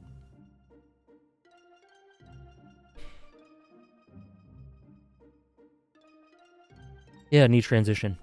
This was the moment I talked about in the beginning that makes me tear up every time. I love the way that Mr. Leonhardt's actions parallel Annie encasing herself in the sense that they're about to do something incredibly risky, and that was a really high chance of killing them and unable to, for them to meet each other. Yet they do it anyway because there's always a chance. Again, yeah, that idea of persevering in the face of futility. Always been there in tons of context here again. And they both would rather take that than the other option. Yeah. Yeah, totally agree, Luciano. I love how the arcs are defined by dynamics. Early Attack on Titan is EMA, female Titan is Eren's connection to his comrades, plus Annie's connection with Armin. Uprising is basically the arc centered around Historia and Levi's daddy issues. RTS culminates in a bunch of dynamics in Serum Bowl, and Marley is focused on Eren and Reiner. I could keep going. Yeah, it varies things up and keeps it refreshing and keeps... you focus on the same perspectives the whole time and put the same weight on that, it can get a bit, habituation. It can get a bit samey, staying with these perspectives the whole time. And for a story that focuses so much on that empathetic approach, I think that's entirely necessary, and it's really good that Isayama does that, not just for keeping things variable, right? War for Parity is Eren Zeke, yeah. Yeah, I agree. And I love how those dynamics are never forgotten. They continue on and evolve. Yeah. They're never forgotten. It's just the focus shifts. And what Shadis says here is so pragmatic and admirable. And again, it's confirmed here. Well, what he says here is like I said in the last episode, they band together, there's this togetherness. He breaks through those boundaries that were there in the first place to speak to these recruit Jaegerists who then buy into him because of what he does as a leader. And there's this moment of great togetherness through the barricade scene. But once all that's done, the dust settles and there is still immense conflict. It's still immense. And like he says here, the way things are going, the Jaegerists will gain people's support and control the island. And those like me in the old regime will be purged. He has forever been a representation of the old regime. And he is saying right here, I am probably dead. I will be purged. People in the old regime are going to be purged. And he accepts that. He accepts his role in this. And I love what he says here. I don't have the line, but he's not suited to some life in the mountains, in exile, away from all this. This is his place. This is who he is at this point in time. He's a soldier. And so he, right here, despite them saying they want to protect him, despite all they've done for him, he says, "You damn fools! You think I took that beating from you for no reason? You have to submit. You have to submit. You have to go along with this flow because if you don't, ideals are fine and well, but you're gonna die. You're literally gonna die if you don't if you don't go along with it for now. But what he says is don't lose sight of yourself, because there will come a time to rise up. It's not right now, because ideals in the face of this brutality, thank you for the follow, Mr. Rocket Dan, in the face of this brutality, will not get you anywhere right now, the way things are going. The flow is too strong. So survive and live another day to enact what you believe in when it really counts, once you have a chance. It's very pragmatic, it's very realistic, and it has just the right amount of hope, just a glimmer, while being realistic about his situation and where things are headed. And look at the 180, right? They'll protect him. But yeah, he confirms here that he let them beat him up. Keith said, I'm washed up. Hey, it takes an honest man.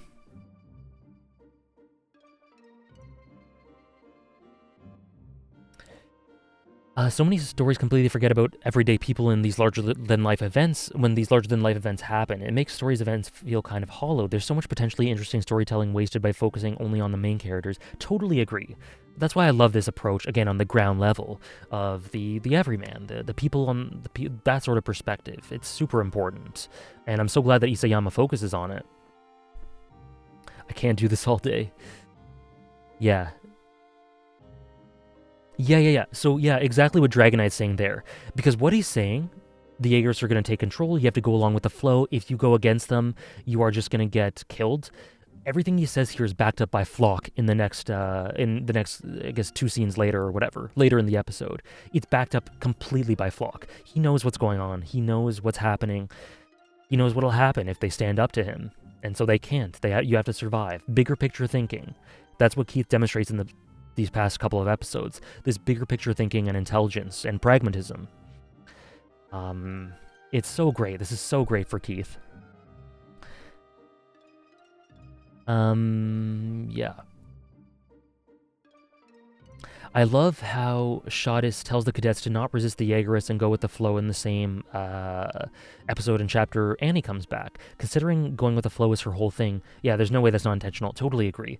Like, every chapter, because this episode is one chapter. This is just 125, start to finish. It has these cohesive elements. The last chapter, 124, in the last episode, had that escape the forest thing. All these explorations of it. This episode had this go with the flow thing. All the nuances of it, converging with the themes and the dust settling tone I mentioned. It's so cohesive. Everything merges into itself so well. And there's like no wasted space and everything has a purpose. And yeah, so coherent and consistent. Protect your own life, yeah, because life is special, life is sacred. The sanctity of human life. It's something that should be cherished. And it's something that, like as we'll get into in a bit, Floch has no respect for.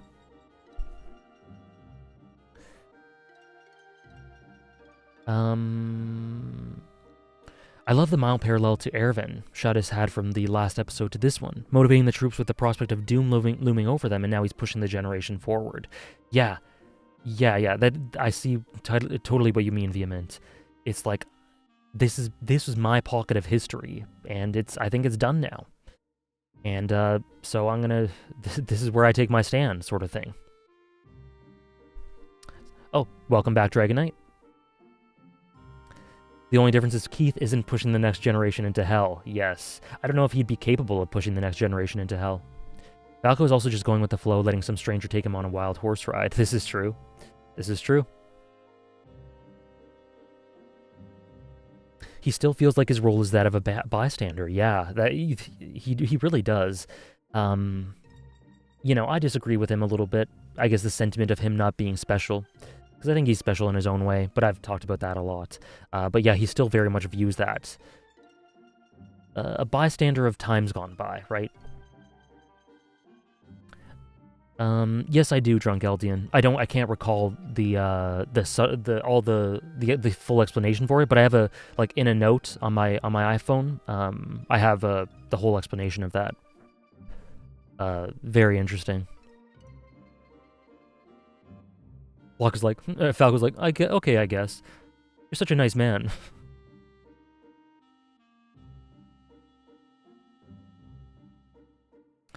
But yeah, all this essentially what I was talking about before. Until that day, try not to lose yourselves. That day you rise up, great scene.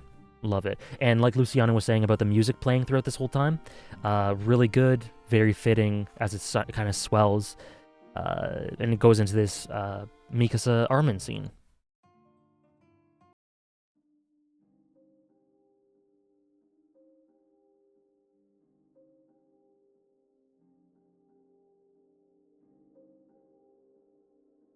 Tanjiro and Zenitsu on horseback. True, true.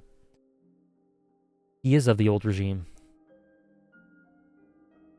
Yeah, damn it, Critty, you beat me to it. I was gonna say that about Mr. Browse. God damn. Idealistic to the end, and not without basis too. He knows Connie. He knows what he's like, and so even yeah, he knows what we already know.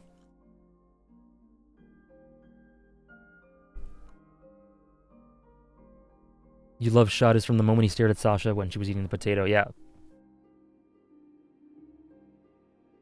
yeah. He still sees himself as a bystander, but like Wrath says there, his mentality and the complexion of the bystander role is completely shifted. Now he sees like the purpose of why someone like him, like the purpose a bystander like him could have in this world, whereas before he was overtaken by fear and kind of, I don't know, dwelt and sort of drowned in his lack of utility, lack of agency, all of that. He has much more agency, much more authority here, and recognizes the value of his role and his utility. It's nice that Connie is like a family friend to them because of how he and Sasha were two pizza in a pod. Yeah, so Mr. Browse would no doubt know exactly the type of person Connie is. You don't need that spelt out to you, right? There's more than enough subtext there to get that. He's such a good person, optimistic and empathetic, and I think he's empathetic as well, sympathetic and empathetic. But yeah, and then right here, literally, how many times do they just say this, right? Even if it's pointless, I've got to do everything in my power. Hope in the face of futility. Here we have Armin and Mikasa forced into doing such difficult things because of what Eren's plan is. Armin here is having to do something very weighty that he completely recognizes the weight and gravity of in telling Connie that he's essentially got to give up on resurrecting his mom. He has to give up. Big theme alert. Yeah.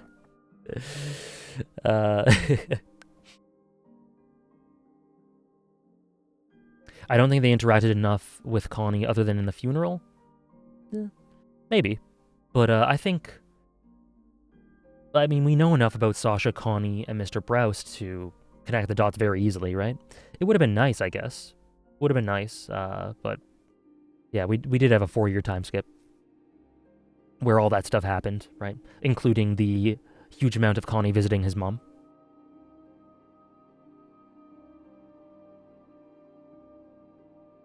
Yeah, and so Armin nails home that exhaustion. That exhaustion everyone is feeling. There's an exhaustion that is a precursor to what Jean feels in the scene after this. I'm so exhausted that I could sleep for 2 days. I'm just so tired. So tired of having to understand Eren, so tired of having to fight. It's just exhausting. All these characters have gone through so much. Also, Mikasa, the character art is great once again. Love the pinkish tinge, pinkish reddish tinge. But right now, I've got to do what I can. That conviction, that resolve. These poor characters, man. They've been put through the ringer, and they just continue to find it within themselves to fight. And that is not an easy feat. These characters are in the most unenviable situation imaginable. Absolutely. Absolutely. I don't love Armin nearly as much as the other characters, but God, I adored this scene and the voice acting in all of him so much. Yeah, this was a great scene for Armin. It takes an extreme amount of resolve to just be so, you feel how tired he is. He constantly tries to, show the other side of the coin that, maybe Eren is helping us. He's always been the first one to be an advocate for that in the past few episodes, in this arc, right? To hope for that. While also having basis and logic at the same time, as Armin always does. He's always been so idealistic, But it's just so exhausting in the face of this futility, what seems like futility, to continue to hope for that, to continue to spare the energy to hope for that. That is so tough. It's hard to articulate how tough that is. Yeah, and so I think that gets across really well in this scene. He feels extreme guilt because his trust in Eren helped cause this. Yeah, that's true. That's true. And he feels guilt because, well, we'll get into this in a second, but because he would say, like, do you guys not understand Eren? There's no way he'd do the euthanasia plan. He said that earlier. But now he himself is questioning if he ever understood Eren. Like, what does he know? He's questioning everything he knows about him because of all that's happened. And that is so much to process, while at the same time having to fight for your life and tell your friend that he's got to give up resurrecting his mother and do all this. Like, all this stuff is happening. Your heart just really goes out to all these characters. To Mikasa, too. You know, she's dealing with very similar things. You know, different enough, but very similar. Exhaustion. And the survivor's guilt. Yeah, we'll get into that.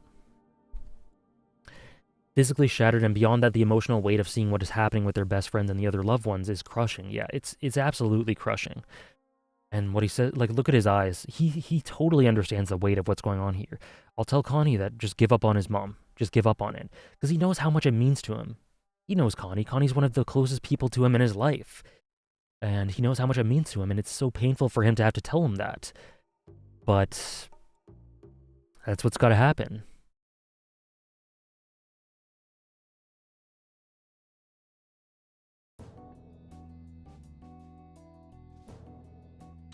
I shouldn't have been the one to come back to life. He's not yelling necessarily at Mikasa, but more so at himself, because he fails to see his own worth. Why he was chosen over Erwin, why should his choice matter? Yeah, his outburst is almost at the fact that Mikasa is even asking him for it. Like, he doesn't feel worthy, or maybe not. Maybe worthy is a good choice of words, but you get what I mean. Like, what do I even know? Why are you coming to me for advice? I know nothing, it seems like. I thought I did, but what do I really know? Do I really understand, Eren? Can I say that? Thank you for the follow, Mark Heat.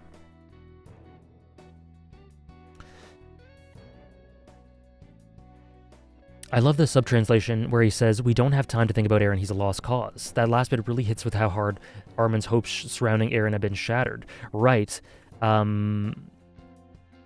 Just look at the desperation in Mikasa's eyes there. Like, oh man, what should I do? What do any of us do in this situation? Again, the light filtering in through the windows. I just love how that looks visually.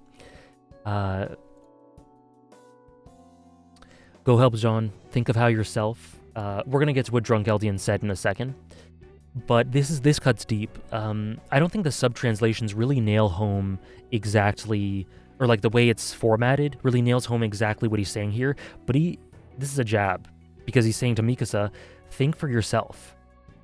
I have the manga here. I want to know exactly what he says in the manga translation.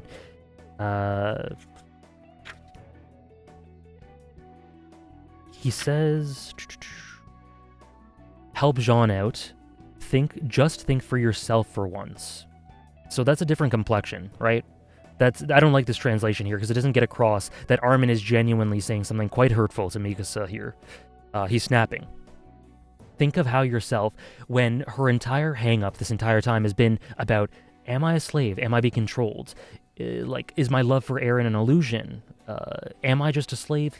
All these things, she's had hang-ups with all of this for, like, she's been focused on that for a great amount of time. This is her greatest insecurity, and her, like, it's very painful to her to think about these sorts of things, and he says that exact thing. Like, that is not cool at all. That is an awful thing to say.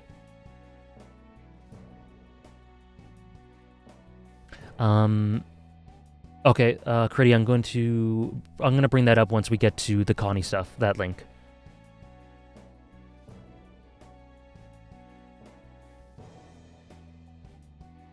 Yeah, about the scene in yesterday's discussion, yeah. I'll get to it today, Critty. And then Critty just linked me a Connie scene, which we'll talk about once we get to the Connie stuff. But the manga, yeah. Can always trust Omar for the manga links. Yeah, so the complexion of this line is, like, this is extremely hurtful, what he's saying here. And then when she says, Eren, what about him? Well, and also here, he snaps here, but I think what's notable is that Mikasa has a bit of a non-reaction to it, and I think that shows a bit of like a great understanding of who Armin is. She knows everything that's weighing on him right now. She knows how much exhaustion and stress he's under, and so I don't think she takes this personally, despite it being a jab directly at her, despite it being such a hurtful thing for him to say in this situation. So I think her non-reaction does quite a bit in that way of her understanding and ability to not take it personally by recognizing, the state that Armin's in. Then she mentions Eren. What about him? And then he just explodes here. What can we do anyway? Goes through everything. The shock in her eyes is very telling. The music did elevate super well here, and this is kind of what I was saying about the presentation could have been a bit more dynamic. Araki did something really good in Season 1 during dialogue scenes, and in Season 2 this is there a lot of the time as well, where there would be very intense voice acting. The voice acting was good here too, but very intense voice acting, and then cuts through different perspectives of the character, whether it be one character to another, the same character. They would do these zoom-ins, like these motion lines. For example, I think of Keith's line at the beginning of episode 1, where he talks about how that woman's son has died. I think that approach would have been done really well here. Lots of dynamic, flowing action lines, moving up, zooming up. Just be a bit more creative with it. I just think it could have been a bit more viscerally communicated here to really nail home the desperation of that. Because Armin has been Eren's number one understander and defender basically up until this scene, yeah. So this is a huge breaking point for him to say, I don't know, what do we know about Eren? Like, he's a lost cause. What do we even know? Like, what do I know? And so, but I think what's key here as well is that even though he says here, we don't have time to think about the bleak Eren situation, can't you see that? He's right, because you gotta put one step in front of the other. Right now, we gotta focus on what we're doing with Connie, we gotta help Jean with what he's doing, we gotta do that before we get to the grand picture of what Eren's doing. So he's right about that. Him exploding at Mikasa isn't cool, of course, but he's right. And then but then he goes about it the completely wrong way, and you can see he's shocked at himself here. He's shocked at what he's done, and this is such a sad look, because she just says, I'm sorry, like, I'm sorry, I'm putting all this on you. This is an amazing illustration. It's so sad. Just, this tells you everything about this situation.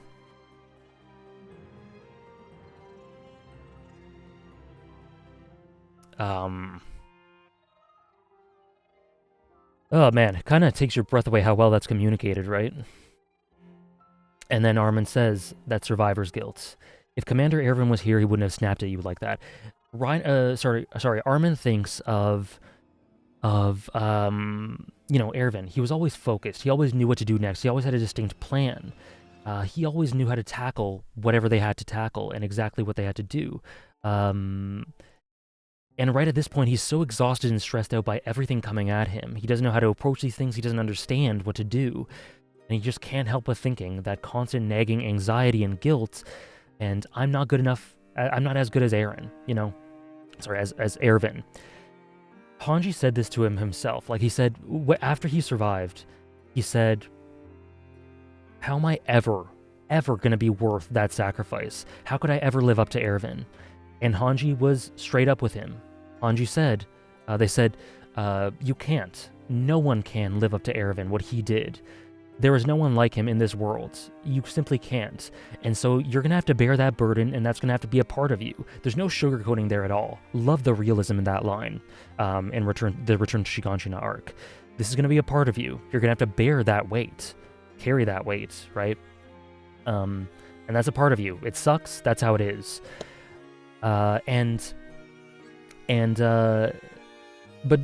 the idea here is just be the best Armin you can be. You're not going to be Erwin. You're never going to fill that hole, but there are things that only you can do.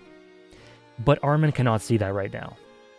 In this moment where he just feels so inadequate, he can't see that. And again, your heart just goes out to him, goes out to Mikasa for what she's feeling. It's just a very, very sad scene, very sad situation. They've both been through the ringer. And yeah, he feels guilty like he doesn't have it within him to reassure her or anyone else, like Critty says there. Because she's coming to him for understanding, but what does he even know? Like, he doesn't feel comfortable. He doesn't feel like he knows any more than she does. He doesn't feel like he understands Eren or the situation or how to go forward. And he feels guilty because of that, because he doesn't know the direction to go. There's a lot in this scene. Yeah, I agree, Demon Cyborg. Kind of what I just mentioned. You don't have to be Erwin, but Armin cannot see that. All he can see in this moment, like it makes sense, a very human thing to do, is how much better Erwin would be, hypothetically. Mikasa's been through the ringer. Within a space of the day, she's had Eren tell her she's a slave and that he hates her. Armin's lashed out at her, and someone took her scarf. All her sources of comfort are absent. Yeah, she is just completely, forlorn. This is one of those scenes that reminds you that they are still 19-year-olds having to shoulder the world's problems by themselves. Yeah. Oh, yeah, absolutely. 19 is still so young. They've had to grow up fast in a lot of ways, but... just look at that, man. Ugh. I do rag on, or I do criticize when they don't get the expressions totally right, like with some certain Eren things, but I have to just say, like, these expressions are so good. So good. So soft, so nuanced. And when she goes to get the scarf for some comfort, yeah, it's not there. It's not there. This background OST is Rain from Umineko, Spirit Noodle. Rain. No one to help them, yeah. Comparing that aspect of Armin to Erwin is one of my favorite lines in the series. Always, comparing that aspect of Armin to Erwin, one of my favorite lines in the series was at the end of No Regrets, where he repeats a speech about, I don't know what the right answer is, never have. And then he says, but this man is looking up at something I can't see. Very well, I'll follow you, Erwin Smith. Yeah. Yeah, I love that line. And also, likewise, Armin, part of the reason he saved Armin is because, there were lots of reasons, but part of the reason was because Armin would look at something that he couldn't see either. That idealistic sea, right? That's a key similarity between the two of them. Right, yeah. So right now, Armin can't see that thing. But, like, that's been something that's defined Armin's character. That implacable idealism, right? That thing he'd always see. Armin has dreams, as Eren would say. Armin's different from all of us. He's the hero here, is what Eren basically said in Return to Shiganshina. But Armin cannot see that right now. That light has been completely put out within him, and he's lost without it.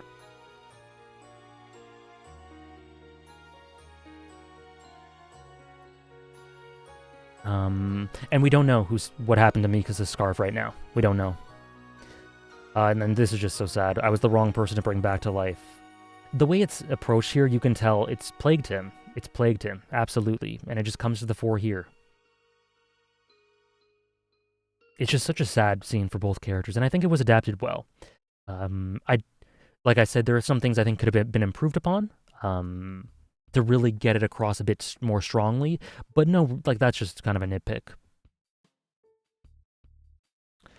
And then here's that line from Mr. Browse that Critty talked about. Even if it's for his mother, I reckon Connie will hesitate and think twice about sacrificing a kid's life. Beautiful idealism, beautiful faith in people, and mixed with a genuine understanding of who Connie is, because you see where he's coming from. We know Connie. That's not a far-fetched thing to say about him at all.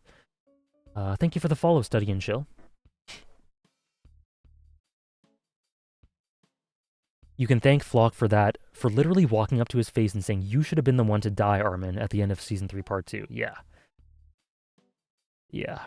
But at the same time, as tactless of a thing as that was, I really do... Flock, we'll get into Flock in a second. I really do think that the overall approach, if not the execution, was something that was kind of needed at that point. You know, funerals for who? These people died screaming and regretting. I think it's a valuable perspective that Flock gives there before he kind of began his true descent, right? But yeah, saying that to Armin, no, no, no, no. Like, what are you doing, buddy? What are you doing? Even if you understand how he feels, it's not, no. No, no, no. It seems like Armin has never truly looked for reasons why he was the right person to bring back, but always first and foremost why he was the wrong person. Which, like you say, is rooted in his self-esteem issues. It's so easy to self-criticize and not see what other people see. One of my favorite themes of ReZero, just I guess general theme tackled there, not really a spoiler, is that you only see yourself from your own perspective. You don't see the you that other people see. You don't see your own. You only see your faults. We can be our own worst critics in the world. And you only see your own faults. You only see your drawbacks. It's so hard to see your positives and the things you benefit, the ways in which you benefit the world and other people, and why people look up to you. You need that other perspective. Only people in other perspectives can really see the things that you can't. And Armin has never been able to really see that. He's always looked firstly at the self-criticism, the self-critical attitude, and it's really sad because there are a ton of reasons. They debated them forever, or not forever, but what seems like forever, about why Armin was the right person, or potentially the right person to resurrect. At the very least, I think the way the anime has handled it has kept Mikasa's slander at bay from anime only, since I haven't seen much so far compared to when this chapter came out in the manga, and Mikasa got a lot of hate for that scene, which I think was unjustified. Oh yeah, I don't think hate for Mikasa in that scene is justified at all, personally. It's funny how some people headcanon Flock and Eren as best friends when Eren was literally about to fight Flock for saying that to Armin back then. He was. He was the first one to defend him right away. In the anime, it's a lot more like Armin just breaking down compared to the manga, where there's definitely more manga directed towards Mikasa, which is what caused the discourse surrounding that scene. I see. The funeral really does romanticize the horror of how they die. Yeah. Soundtrack playing right now for the Curious Things hat. Yep. Oh, okay. More anger, gotcha. And this is kind of cute. Gabby sounds weird. Mia's better. But then, nice embrace between the two. We talked last episode about Gabby and Kaya's dynamic. Really good. Really love it. And they say goodbye to each other here in a really nice moment as she says her true name. Seeing her fully, I guess, in totality. He's drunk, okay. I love that Kaya and Gabby kind of rib each other here. Makes me a bit sad, as that's what they should be doing, being kids who playfully make fun of each other instead of being caught up in conflict and war. Yeah. Something I said, I think last episode, Seastall, is about the forest theme. I love it too, Critty. When it rears itself, it's always great and really charming. What I mentioned in the last episode is that Mr. Browse said that we adults have to shoulder this burden to get the children out of the forest. But unfortunately, the world they live in, the situation they live in, means that the children need to shoulder these burdens as well. The adults alone cannot do this. The children are forced to as well to get out of the forest.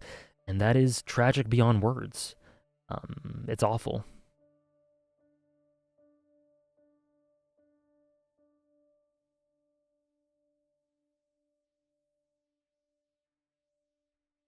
Some teenage girl gossip about the Falco confession. Oh yeah, that would have been lovely. That would have been so great. But again, situation doesn't really allow them to do that, right? And then we have this. What is, in my opinion, probably the best scene in the episode.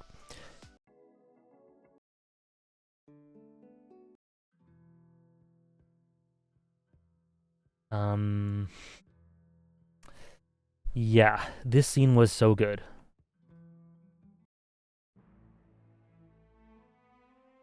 Remember when people thought this was Niccolo? Yeah, the manga wasn't as clear in distinguishing this person as just a random, and people thought it was Niccolo when the chapter first came out. It's like, but he was just here.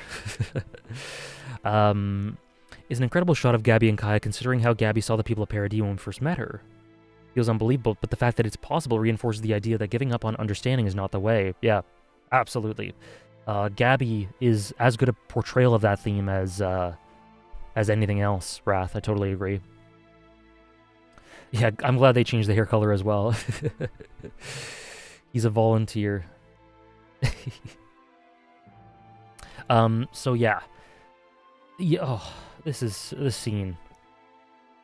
So Floch shoots this guy, and the implication is that it's because he was being defiant and not submitting. Submitting in the way Keith was saying that those recruits or cadets should. And Jean says, "What the hell are you doing, Floch? Like, what are you doing?" And what is so powerful about this scene is the way in which Floch expertly breaks Jean down. Say what you want about the guy, and I have said it. This guy is despicable, but he has turned into a true leader of men. He has turned into someone who is very persuasive for a certain type of person. He's turned into someone who's, in a certain way, quite intelligent and interpersonally intelligent, and someone who understands certain things, And the way he digs into Jean here is just... It is expert villain writing. Like, it is just heinous and beautifully heinous the way it's done here. But we'll get into that. We'll get into that in a sec. I just love... It's so good. I love Floch on screen. He has top-tier moments, but I hate how some people can't enjoy him without shitting on other characters and romanticizing his relationship with Eren, whereas I think Eren's deaf about him. Yeah, but I mean, it's a shame. It is a shame, I agree. But at this point, I think you can't really stem that tide, right? So I tend to just ignore that most of the time, but I know it's not easy, right? I love Floch as a character.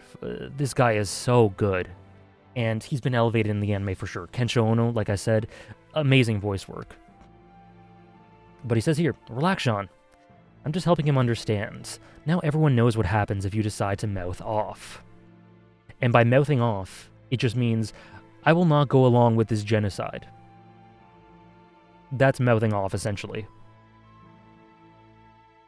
Who made you the king around here? Glad you asked, Jean. This guy, yes. Oh my god, that is so obnoxiously perfect. Glad you asked. I'm the king here because... He doesn't even, like, he fully takes on what he says there. I'm the king here because... Sorry, one sec, just need to blow my nose.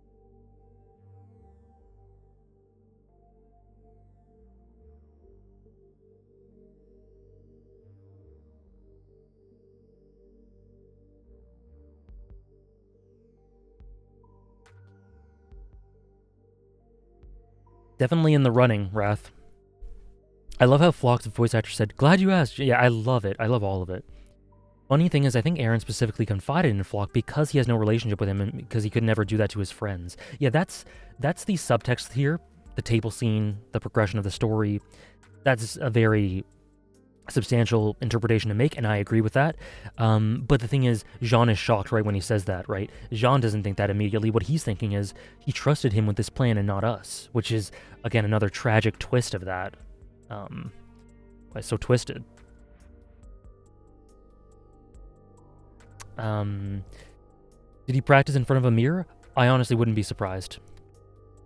And just love these scenes. So here's when Jean says, "Who made you the king here?" Glad you asked, Jean. So Eren told me about this plan. We just discussed that part. And then here's Jean's pure shock at that. Again, the window coming in, bathing them in red, orangish red. It looks so good. And then the focus on Jean here, the backdrop of the Titans, everything just looks good. Everything's storyboarded so well. It's funny, so many anime-only reactors I've seen think Floch is bullshitting when he says Eren told him about this plan. Oh, they think he's lying? That's funny. Because that's totally in character, too. He would totally be the type of guy to just say that. That is so funny. Yeah, and then the plan was fulfilled. Expression. We're talking about expressions. Look at this. Someone was mentioning earlier, I think Dragonite was mentioning earlier, about how there are parallels between him and Yelena in the crazed look in their eye. Right here for me. I see that right here for sure. When they speak gloriously about the tides of history shifting, Phlox is a bit more sociopathic, psychopathic.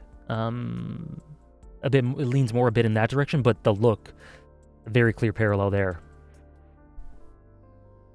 Wait, he wasn't lying? I mean, you could interpret it both ways, but I mean, I guess I kind of just said that. My bad. I didn't even think it was a possibility that people would think he was lying. Sorry. Sorry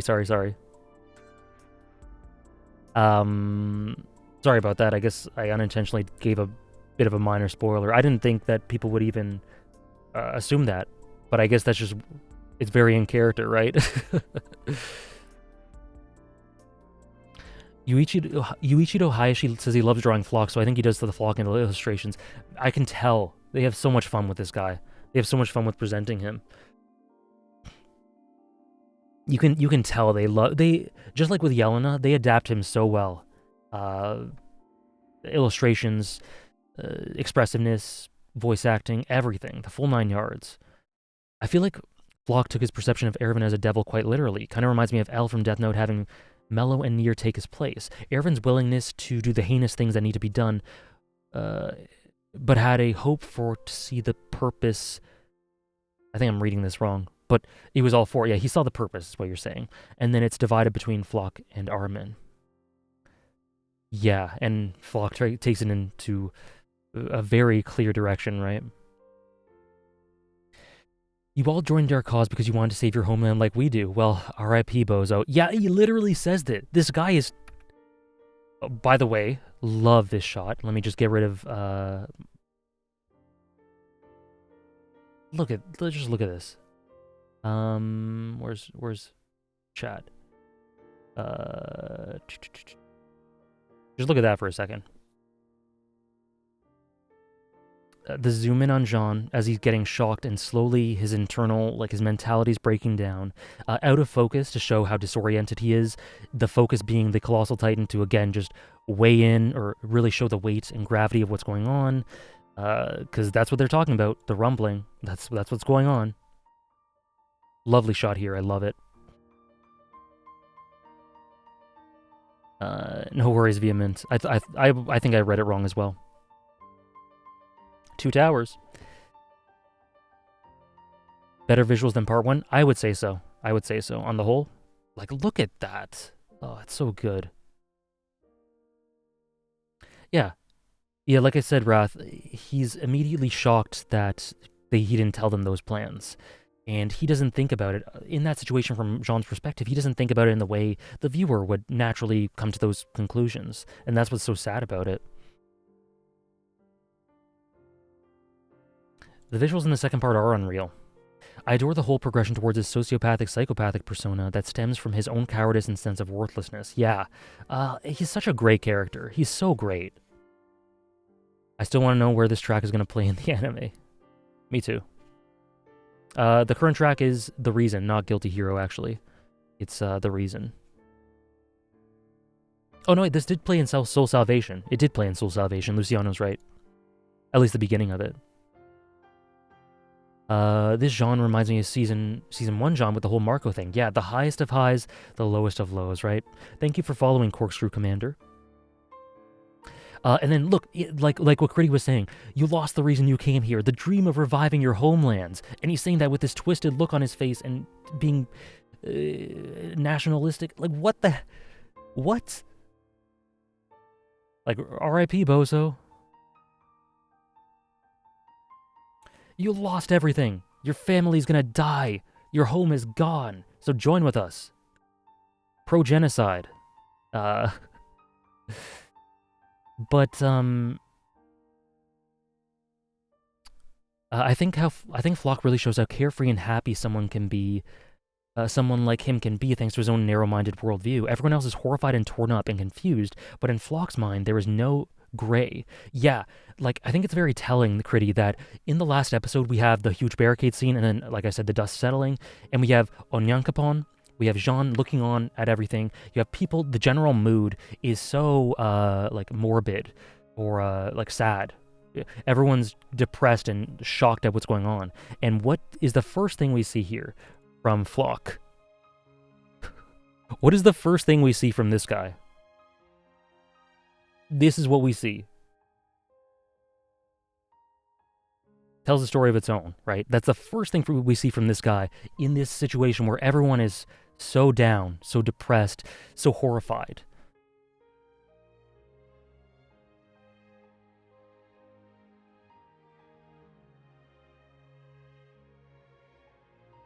Shit-eating grin, yep. He is such a great character. And here. But yeah, you lost all your homelands, so we will welcome you. Come and join us. And then this, what he does here. Also, this shot, beautifully horrific. If you look at the manga panel for this, I like how it's drawn in the manga. This elevates it so much, in my opinion. Like, just everything about this. And he shoots him, and then 2 more shots for good measure.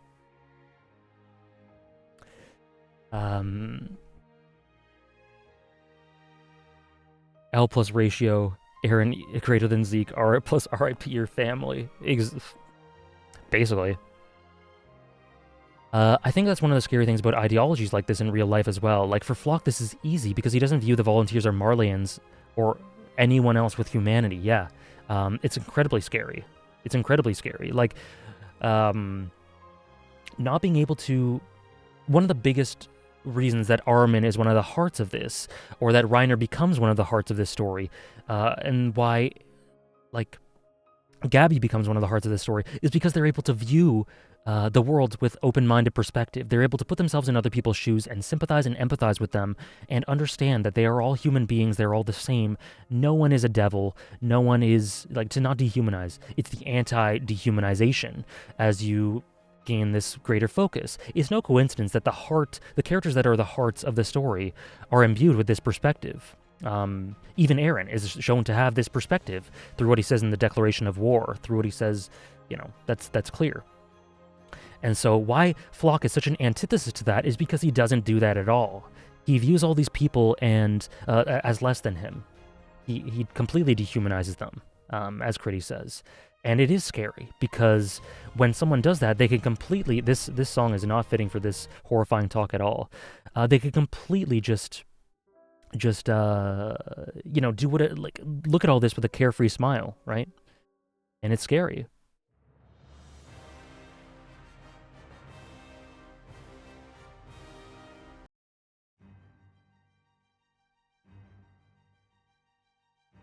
Is Floch AJ Core? I think he is. I think he has to be.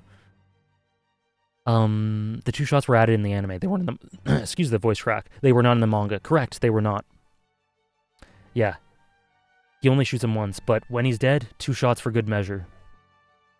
It does feel realistic. Yeah, love the way he says, pay your respects. Thank you for the hydrate, Fakar. And Dragonite Supreme. It's been too long since I've seen Schindler's List Drunk Eldian for me to really be able to draw that parallel, but I'll see it soon, and then I'll be able to relate. The real devil is the ability of the human mind to stop seeing other humans as people. Yeah. Floch, we agreed to limit civilian casualties to a minimum. All I see here are enemies and the places they live. Yeah, with his first line, post-time skip, told you exactly what he's all about, right? All I see are enemies in the places they live. Right after we see Sophia and Udo just completely dying. These people who we've grown to know for the past 5 episodes, however many chapters, who are likable and cute and, well-rounded children, trampled and killed. They're just enemies. Enemies in the places they live.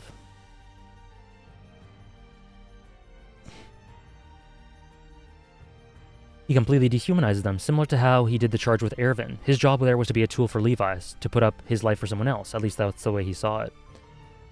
You gotta restore your honor. This soundtrack is the other side of the sea. This is true, Thomas. Good job. Floch feels like a kind of minor antagonist compared to many, but I keep wanting to rank him higher in my lists. He's so good. He's so good, Drunk Eldian. For me, he's pretty goddamn high.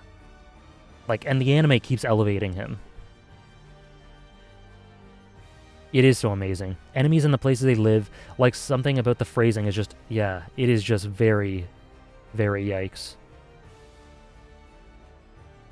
Tag yourself, I'm Reiner sleeping through all of this. But yeah, and then, so like someone was just saying earlier, in the same breath, in the same swift action, this guy's essentially being defiant to him. He's saying, screw you, I'll be dead before I bow and agree with you. He's in the midst of saying that. Pay your respects. Pff, shoots him. Respect this man for standing up for his ideals, but, you know, gotta kill him. Because he disagrees with me about being pro-genocide. Like, this is horrific. This is horrifying. This is exactly what Shadis was talking about, to the letter. He knew exactly what was going on here, and it's happening right in front of Jean's eyes, and he cannot handle this. It is such an immensely powerful scene. Love how it's framed, and then the 2 shots after that to nail home the cruelty. Oh, like, it is so sick. Pay your respects to this man. I don't even know what to even say about that, apart from it's just like, it's heinous. It's so twisted. A descent into radicalism, yeah. It's so psychotic how he uses these gestures of respect just to further cripple them, yeah. Like, I admire you. I admire you. This man had conviction, but now he's dead and in the ground, and if you don't want to be like him, follow what I say. And then he says a very key line. He says such a key line right here coming up. Love this for Jean. His shock. The camera's very shaky here. Great touch. Again, every directorial touch here was spot on. I love Floch always wears the Survey Corps uniform, because even though his actions are heinous and go against everything the Survey Corps is supposed to stand for, but he genuinely believes that he's just furthering their original ideals and cause. Such a misinterpretation, but yeah, totally. It's like a twisted, dark game of telephone, ideologically. It's so good. It's so insanely good.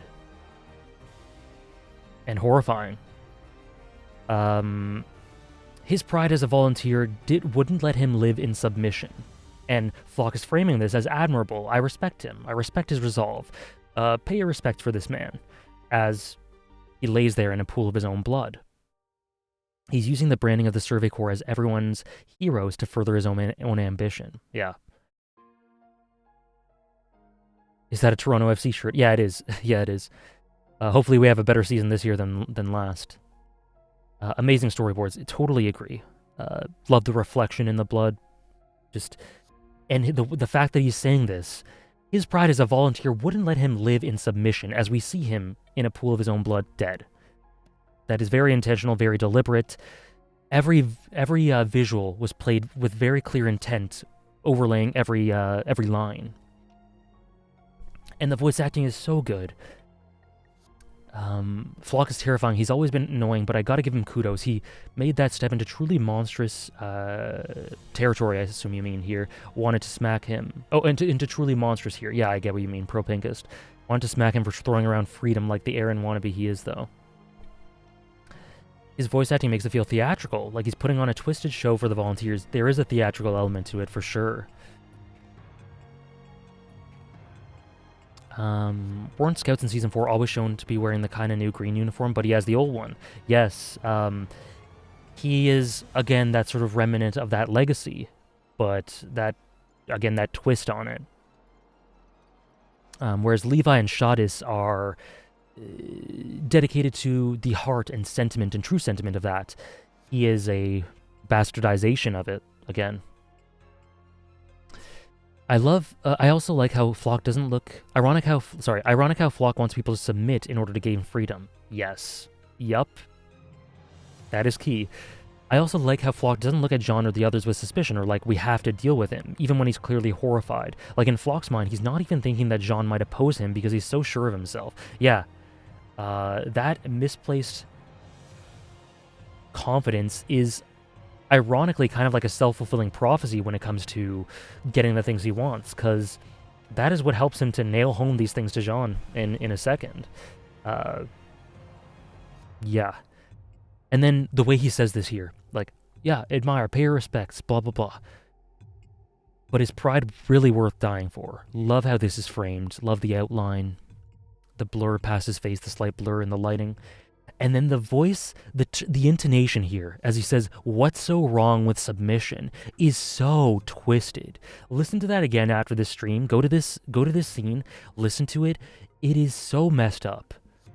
It is so devilish how he says this. Kensho Ono, masterpiece here. And look at the look in his eye. It's like he genuinely, you know, it's so hard to articulate what he's kind of displaying there. It's like, I don't know. How do I even begin to describe that one?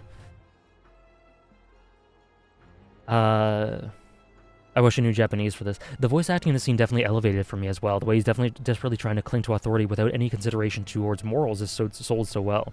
Yeah, for this delivery, oh.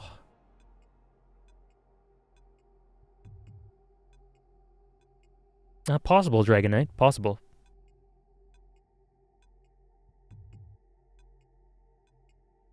It is so well acted here. Oh. What's so wrong with submission? That is such, the way he says it and the line itself is so messed up. That line from Flock and his look reminds me of Ganesha's quote, "Resignation is life's first lesson. This man is becoming a worse person by the second, and I love it." Yeah, this is the manifestation. Like, this is the end point. This is what we're all building towards with regards to Flock, and it is horrifying. Even after he rebels, he funnily enough still addresses Hanji as Commander Hanji and Levi as Captain Levi, as if he still acknowledges their ranks in the organization they used to be part of, even though he's willing to kill both of them. It's twisted, yeah. Just the way he views the Survey Corps, the cause, his place in the hierarchy, the way forward. It's such an interesting mix of staying loyal to what they stand for in his eyes, but going completely diverging in actuality, and how that manifests in this sort of personality. Hope I don't get sniped for this, but so looking forward to seeing how the dub does this scene. Flock's English voice actor is one of the best in the show. Oh, I wouldn't snipe you for that, Pro Pinkest. I think some performances in the dub are great. I love J. Michael Tatum. I love him as Erwin. I've never heard Flock, actually, so I'd be interested to hear how it's done in the dub, too.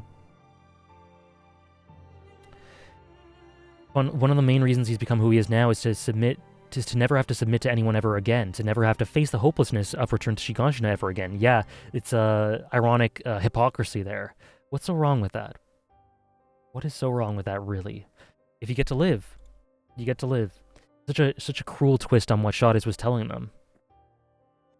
Trying to force feed them the right answer. Yep, that's a great way to put it. Hey, Holy Potato, how's it going? Some twisted, pitying condescendence. Yeah, very condescending. Yeah, that's a great way to put it, Lord Duck Senpai. Matt Mercer is Levi, yep. Especially considering he thinks he's in the know with Eren. This quote showcases how messed up he is. Yeah, like Lord Duck Senpai said, condescending, very condescending. Expression's great again. Isn't it much better than dying like this, submitting? And Jean. Whew.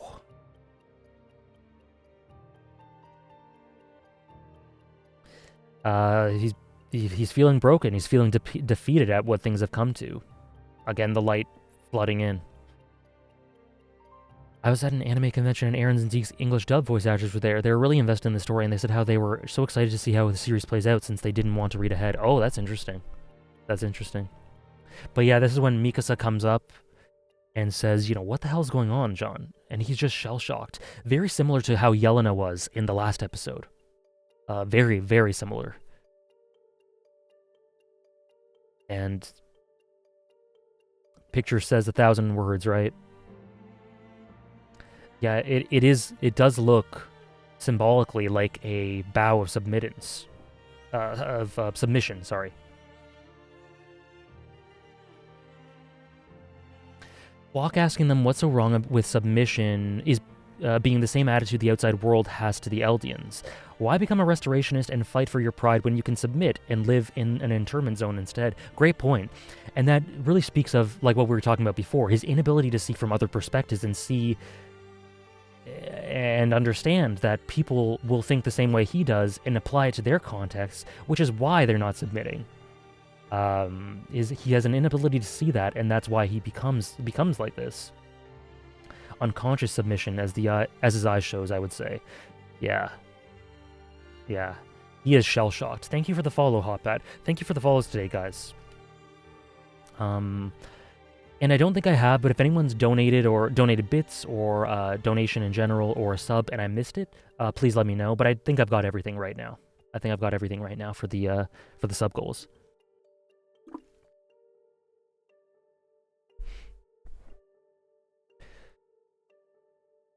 His narrow views are causing him to repeat the same atrocities, yeah. Oh, that's interesting, Pro Pinkist. That's really cool. Submission in Jean's case is tied with inaction, so it's like, what's wrong with apathy, silence, inaction? Yeah, in this situation, yeah, for sure, yeah.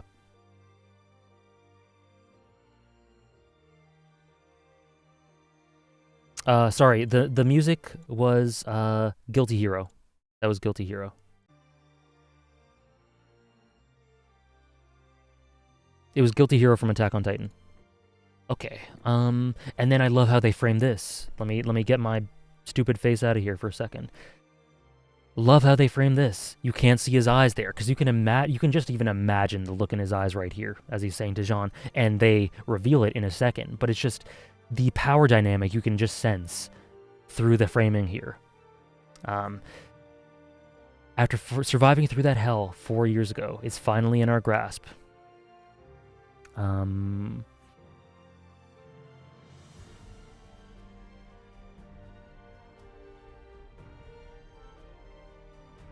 Thomas, I'm pretty sure Thomas contributed his bits to something already. To the Arcane video, I'm pretty sure. Correct me if I'm wrong.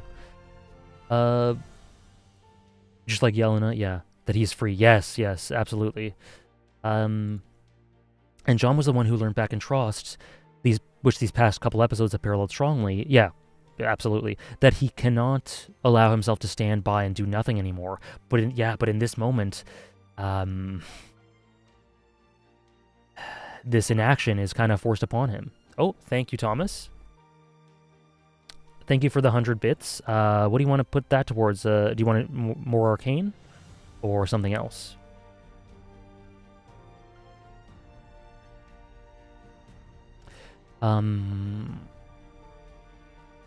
Whenever I think of how Flock is now, I remember him screaming in fear in Shiganshina and Levi grabbing him trying to tell him to move to save him, and Hanji grabbing Mikasa to stop her from cutting him with her blade. Two people who saved him, who he's since then tried to kill. That, yeah. Oh man, this story. More Arcane. Okay, gotcha, Thomas. Thank you again. So I'll add that to Arcane right after the stream. I've got everything noted down. And no worries, Luciano. I really appreciate that you try to keep up with that.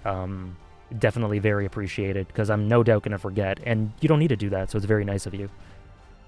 It's tempting him. Everything he ever wanted versus doing the right thing. Yes. So, okay, so now we're really getting into the thing I wanted to talk about here.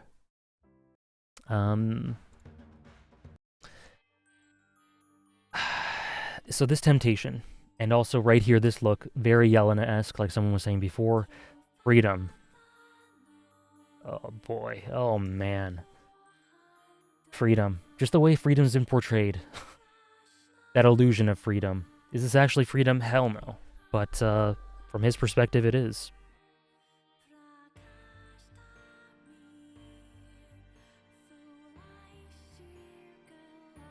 How ironic can you get? Yep. I like that when we get an insight into why Flock is who he is in this shot, we don't see his eyes. It's impossible to truly get him. Yep. But then when we see this, his eyes are essential. Exact same choice he made at the end of Tross, except even harder this time. How dare he speaketh that word. Gelena, when Armin said, I had no idea your intentions were so noble and crying. Yeah. Exactly. That's exactly what I was referring to, Critty. You don't have to fight anymore.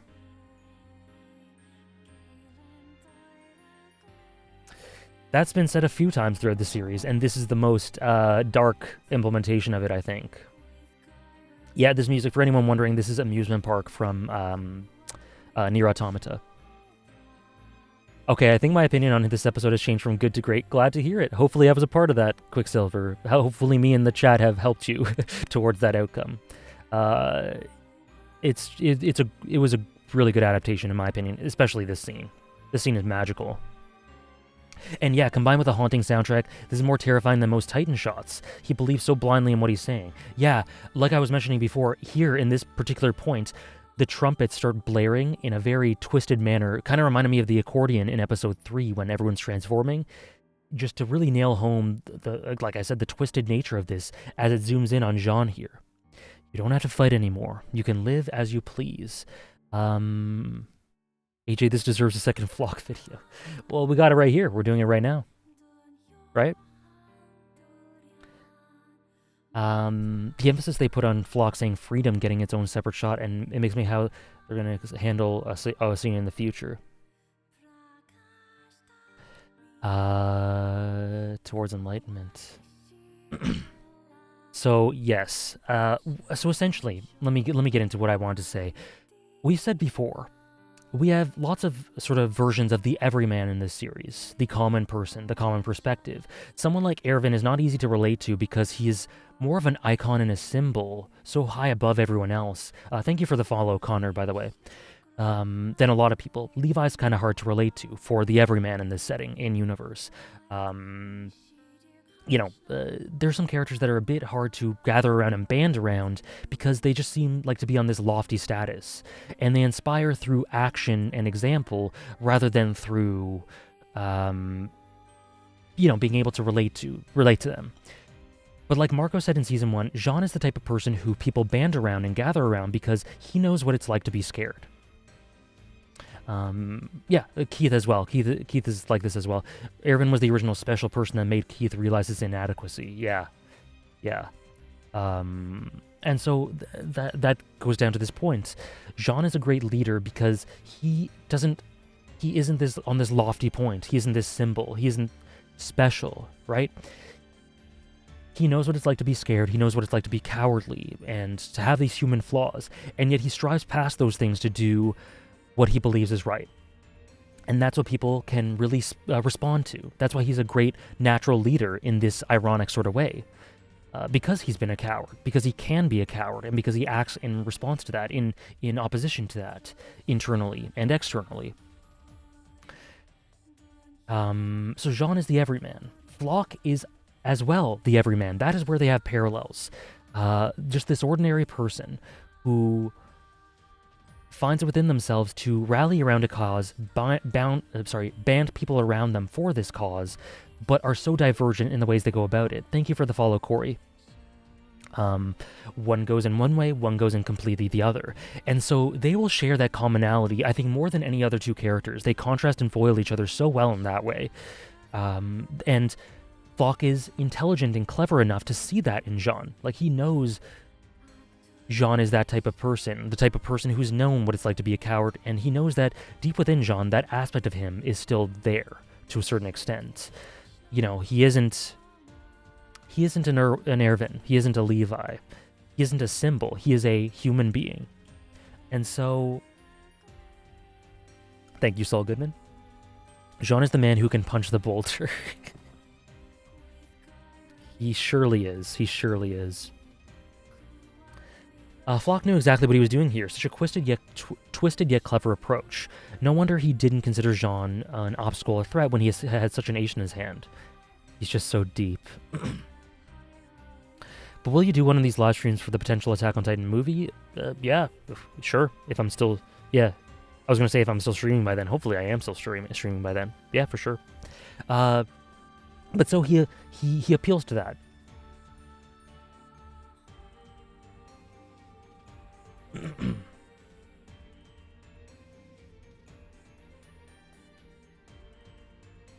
Sorry, just fix something with the audio. Sorry, so he appeals to that in John. He sees that in him, and he says, essentially, I see that. I see that part of you. There's still that part of you within who has always wanted to be, to live that cozy life in the MP. That cozy life in the interior as an MP. Exactly what he says here. As it zooms in on Jean, everything around him's blurred. Love this directorial choice. Zooms in very viscerally right on Jean, right in Jean's eyes, right in his face. The slow zoom in, very clear focus on him, very sharp. Everything around him's out of focused. Great choice here. And Jean repeats it. Is it over?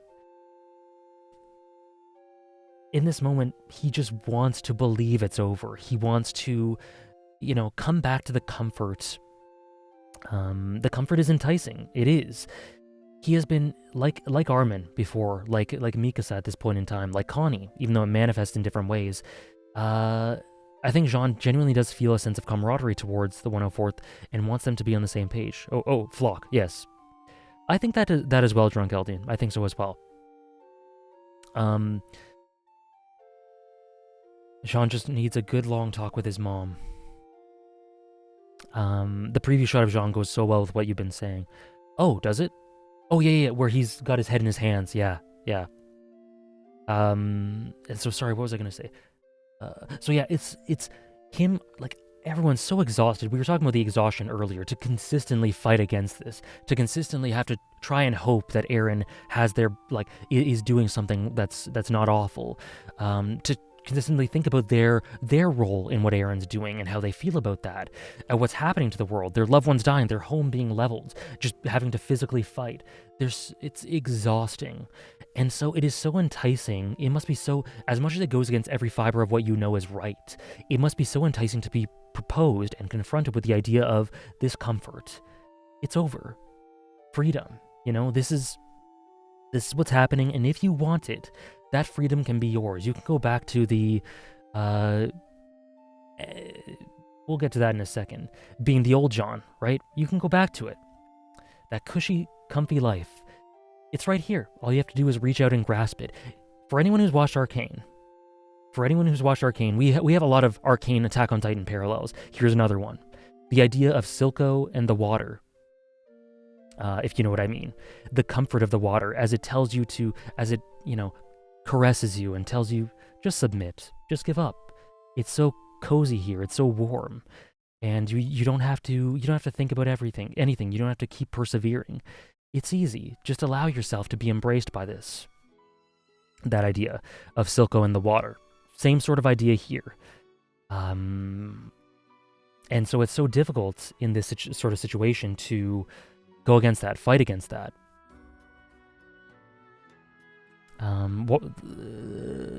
Sorry. Eren Season 1. I think the interior of her brain is already plenty comfy. I forgot about that. Flock should have been like, Jean, Eren is not here. Here's your chance with Mikasa for the final blow. That would be messed up.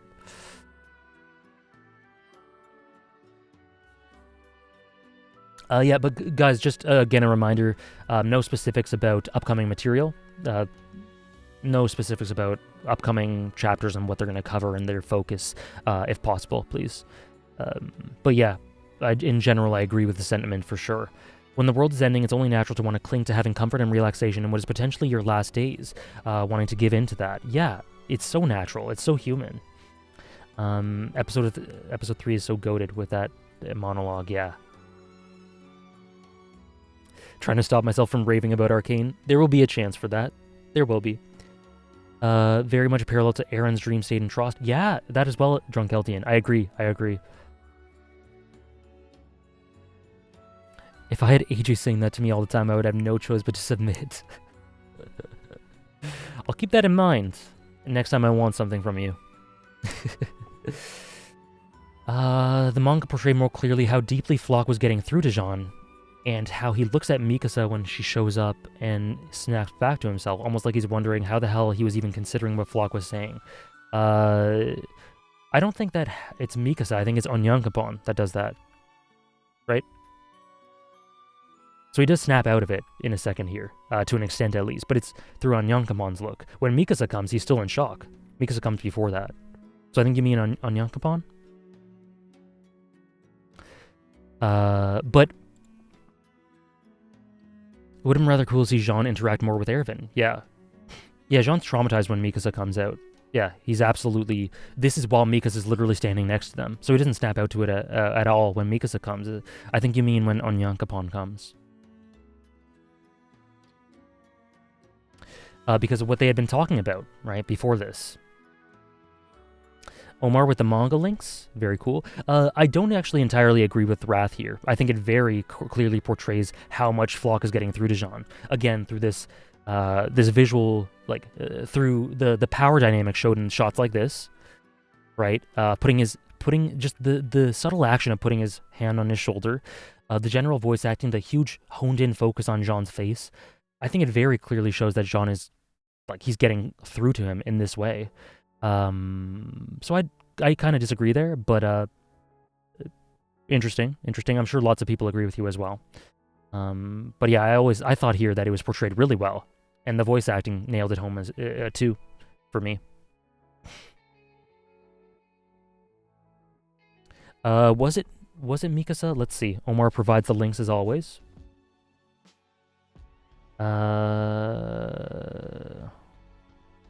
Oh, okay, so that was the Onyankopon part, right? Let me just see. Let me just see if what happens with Mikasa.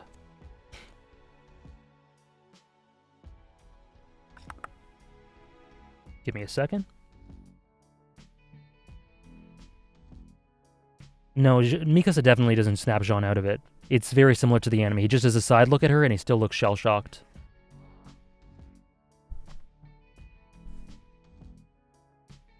Yeah, it's not Mikasa. Yeah, it's not like snapping out of it isn't kind of what I'd say. It's like more of him coming to, like, he was kind of in a trance as he was learning these sort of things from Floch. So he doesn't snap out of it and totally dismiss what he said, but it's like he's kind of comes to the realization, you know, he becomes more conscious of what he was thinking in that moment, if that makes sense. Like, kind of, is that kind of what you mean, Drunk Eldian? Because that's what I get out of it more than a snap out of it. Yeah, what he's letting down if he gives up. Yeah, I think we're of the same mind there. Jean isn't going full Jaegers, but he's definitely faltering into the temptation. Yeah, the temptation of that comfort. Absolutely. Yeah. Yeah, no worries, Wrath. No worries. I don't trust you, Jotaro. I don't trust that that's a safe link at all. I am not clicking that. Oops. And then here, the look in Floch's eyes, he genuinely believes it. Going back to what Drunk Eldian was saying about the fact that he wants sort of camaraderie with the 104th. He genuinely, in a twisted way, isn't being outwardly malicious to them at all. Just the face here sells it all. I think this expression genuinely tells you he wants the best for Jean in this moment, and the best for Jean in this moment in his eyes is to just give up, just submit, just give in to the comfort of this. And again, very twisted, but I think it really shows what he's thinking in this moment. But yeah, love this expression again. Like I said, every little beat here was done so well. And then Onyankopon comes here, and like the situation we were just saying, we see the horror on his face here as he sort of consciously realizes his thought process for the first time. Floch, why are you so hot, bro? He does look great.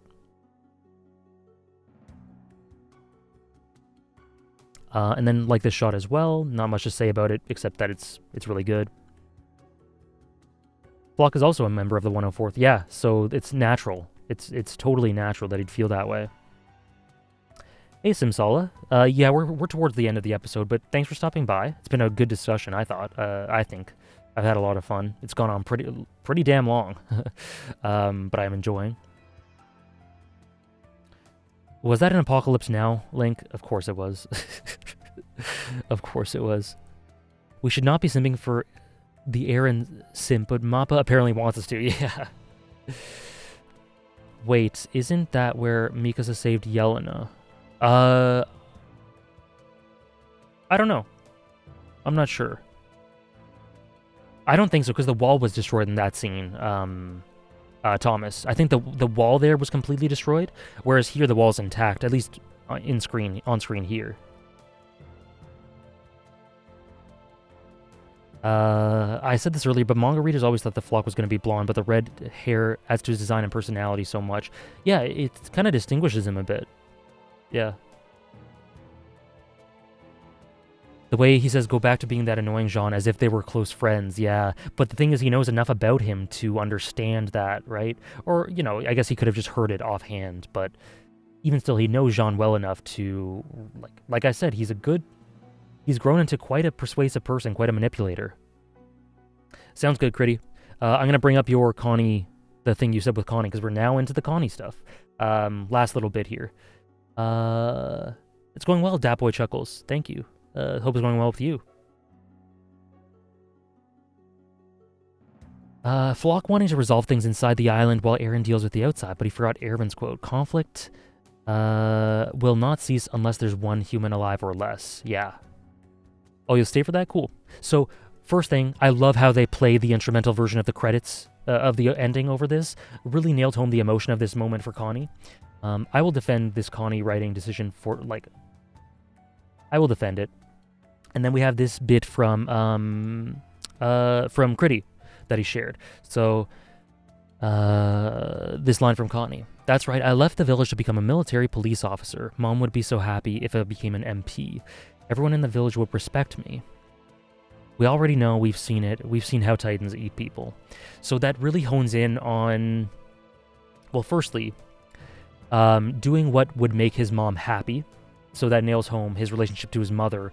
He's been constantly thinking about it this whole time. It was a factor then, it continues to be now. Totally in character, right? Respect for the village, respect in the village, that was a huge contributing factor. And then this fear. So in spite of this fear, becoming a soldier. But primarily, it shows, again, this connection to his mom. This motivation has been there since the very beginning. That's key here. He talked about it in the beginning, and it's been consistent throughout. Was this Connie scene in the anime? I think it was. It was in season 1. But I could be wrong. But yeah, clear it's been there since the beginning. Love this sunset here. The horse fluid again. It's absolutely needed, yeah. Thank you, Vehement. And the expressions on Connie here, so key. What do we have here? Very resolute, hardened resolve. He knows what he's doing is not right. He knows what he's doing is kind of horrible. Very horrible. Fooling Falco like this and essentially going to kill him. Is going to kill him. But the resolve in his eyes here tells a story of its own. He is that exhaustion, but that conviction to just... What is more human than, in a situation like this, simply in the midst of the apocalypse, who knows if he's going to live more than a few hours or whatever. Just wanting to be with your loved one, just wanting to hug your mother, to tell her you love her one last time before you both die, potentially. And the expressions really nail it home. Yeah, the ED creeping into the scenes, I love that. What do you think about the ED? I love it. I'm lazy to name. We talked about it in the first discussion. I think it's wonderful. Also, I'm saying he's tired of these betrayals. He literally thought that Eren betrayed him for Zeke, the man who transformed his village. Yeah, that's key. Zeke led to his village being completely leveled and transformed into Titans. So that's a sort of a personal thing as well, a personal jab, a bit different than anything Jean, Armin, and Mikasa can relate to. And Sasha, of course, as he says, his other half just recently died.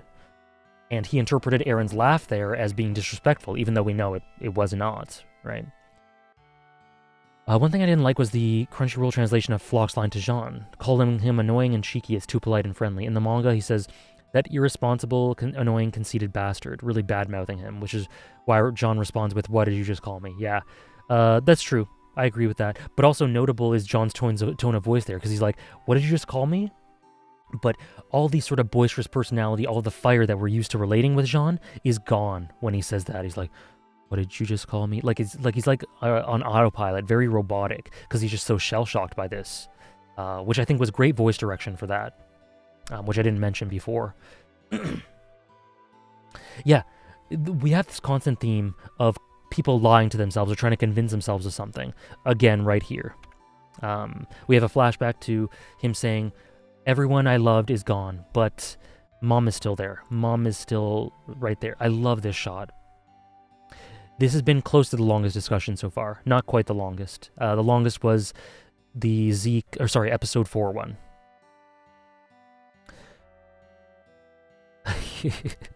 That's fair, Fakar. Falco is very trusting and naive here.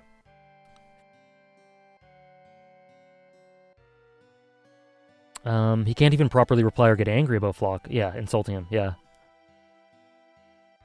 Very important to know the tone of his voice, as opposed to the actual line said, because it tells a story of its own. So yeah, right here, and what I love here is there's a subtle shift here. Right here, he's kind of yearning for something beyond. You know, he's imagining maybe hugging his mom, telling him he loves her, telling her he loves her. Just in his eyes, you can see this pure desperate yearning, this desperation. Like, this shot is great. This shot is very expressive, and I love this because in his eyes, and the music going on right here kind of got me welling up a little bit, really contributes to the emotionality of this and putting yourself in his shoes and all of that. And so he's just like, wait just a little longer. I became a soldier. Now I'll save you. We'll be together. You'll see me having achieved these things. I become the man, like, I've grown up to become a man you can be proud of. And I want to show you, like, who I've become. And it's that's so sad. That is so, oh God, I cannot express enough. I gotta keep this off because it's disrupting the scene. It is so, I want you to see me. I want you to see what I've become. I've become a soldier, and I want to share that with you, like before we die. Anyways, and then he says that, but there's a key shift here. Right here. Like a very little shift. Oops. He brings his head down here. He's looking up. Like, it's so subtle. He's looking up in this moment, looking beyond yearning. And then here, his eyes slightly shift down when he says, "Thank you, Connie." And he's kind of snapped out of this moment because Falco brings him back to earth about the heinousness of what he's doing here, essentially, or the act itself. Like, how it betrays the type of person he is. The saddest thing is him not realizing that his mother wouldn't be proud of him sacrificing a child for her sake. Or maybe he does realize it deep down, but is denying it. Yes, I think it's the second one, Shadow. I personally buy into the second one. I think it's something he knows deep down, but just doesn't want to come to terms with because, you know, it's deeply uncomfortable and would kind of undercut the reason he's doing it in the first place. And then here, "Thank you, Connie. Thank you for saving me. I'm so lucky that you found me." That is just a lot. And he's snapped to reality here. That homey and comfy feeling, and that's what Connie wants right now. Yeah. He just wants home. Something I kind of alluded to earlier is that idea of home being people rather than places.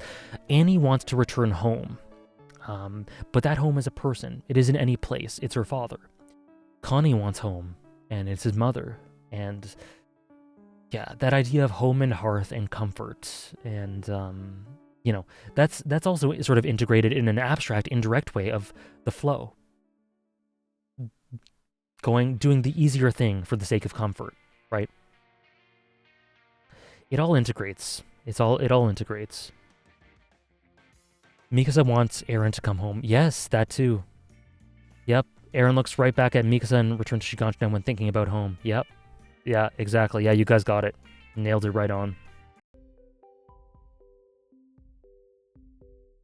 Connie suffered tragedy from every angle, even from people he considered friends. Seeing his mother again is just something too important for him to give up. Yeah. But this is key, because it really hurts him here, I think, that you've really gone out of your way for me, this gratitude from Falco. And notably, When he says, it's nothing in response there, we cannot see him. We cannot see his face. We can't see his facial expression. But we can imagine what he must be feeling right now. This huge internal contradiction, this huge, probably self-hatred for doing what he's about to do, or what he intends to do. Great directorial choice not showing his face here, keeping it hidden. And then we cut back to the wide shot of them traveling right here, with his eyes shadowed over. Falco's purity is coming through to him. Yep, it's hard to be around Falco and not, buy into his purity. Like, Falco's got to be the worst person for Connie to do this to. Yup, absolutely. Honestly, so glad to see a Connie arc finally. As much as it makes me worry, he's always been one of my favorites. Yeah, glad you're getting that then, Pro Pinkist. Isayama does not forget about his side characters, that is for sure. Him commenting on the fact that he's a soldier ties back to what Mr. Browse said about Sasha, how she became a soldier without ever leaving the forest. She took all these lives, and Connie is about to take Falco's. Yeah.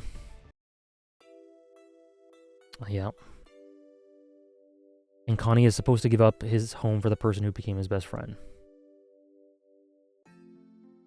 Or, for the person who shot his best friend, yeah. Sucks because Connie is genuinely one of the most kind-hearted characters, so him doing this to Falco would be out of character if it wasn't for the sake of his own mother. I agree totally. But this being something from the beginning, like we've established, makes it totally in character, totally coherent. And again, one of the themes of this episode, the perspective from the ground level, the trickling byproducts and character perspectives, how they shift and how these characters recognize what they want in the moment, faced with these horrible things. Very appropriate. Absolutely a messy situation, as Fakar points out. Where is Zeke now, actually? He's been taken in. Last we saw of Zeke, he got taken in by some sort of weird tentacle stuff from Aaron's huge titan. That's the last we saw of him. Yeah, it's his only hope. It's the only thing he's thinking of right now.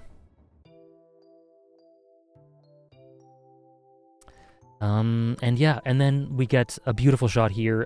Love how the sky looks here, as we get yet another different color palette. They really knock it out of the park with the visual direction here and the color palette. They keep it variable, keep it fresh, keep the day moving, that essence of time moving on.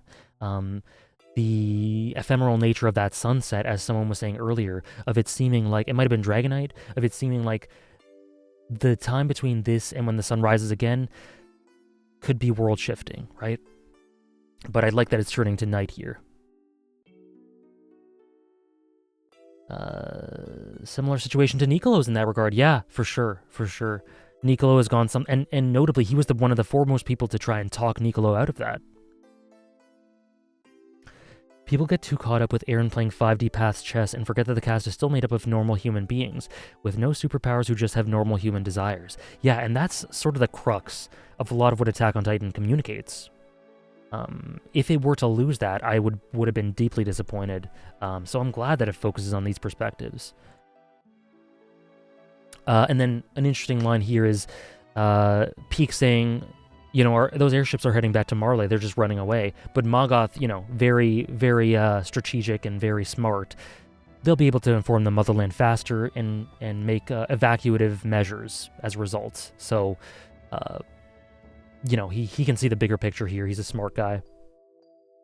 I like that little line there, because there are multiple dimensions to how you can interpret Marley retreating.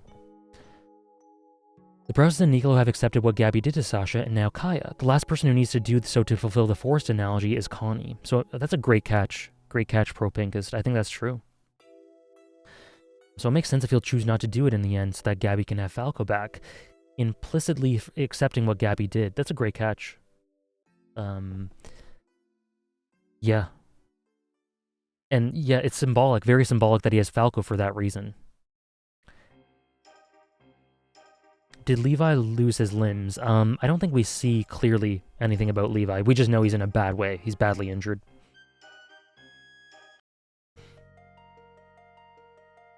Yeah, we do know he lost some fingers, though. Yeah, that's true. Yeah, his fingers, yep. It would be more insane if they made rational decisions. I agree. Last episode, someone was saying they didn't like Connie's writing decision for him to do this, to go to his mother, because, like, the objectively correct thing to do for Eldia would be to give it to Pixis because they have more worth to the cause. Like, they're more contributory. But, like, who thinks like that in this situation, in Connie's context? Who actually thinks that way? Yeah. So I disagree with that line of thinking. And I love that he's taking a very human tact. He ain't got time for objective shit, exactly. And I love this here. I was actually shocked as Hanji was walking up. For some reason, I didn't actually see them walking up here in the smoke, in the background. So it kind of surprised me when Hanji goes, excuse me. Excuse me. I love Hanji. A very, very nice injection of humor into this episode. We only have like one or two other instances of it, but very welcome. Magath saying we'll carry on struggling until the end reminds me of tons of Survey Corps quotes with the same sort of attitude. Yeah. Very, very, very similar in that way. Like mirror images of one another. Hugs. Imagine writing a compelling flawed character. Imagine. What's up with that? I just love my protagonists to punch boulders, and that's all. That's all. Think objectively and punch boulders. Logic merchants trying to understand the human heart challenge. Very difficult. Hey, you said it, not me. Love Hanji. Love Hanji. Yeah, for some reason, like Hanji was walking here, but I didn't see them, and like I didn't clock it until they said, "Hello, excuse me."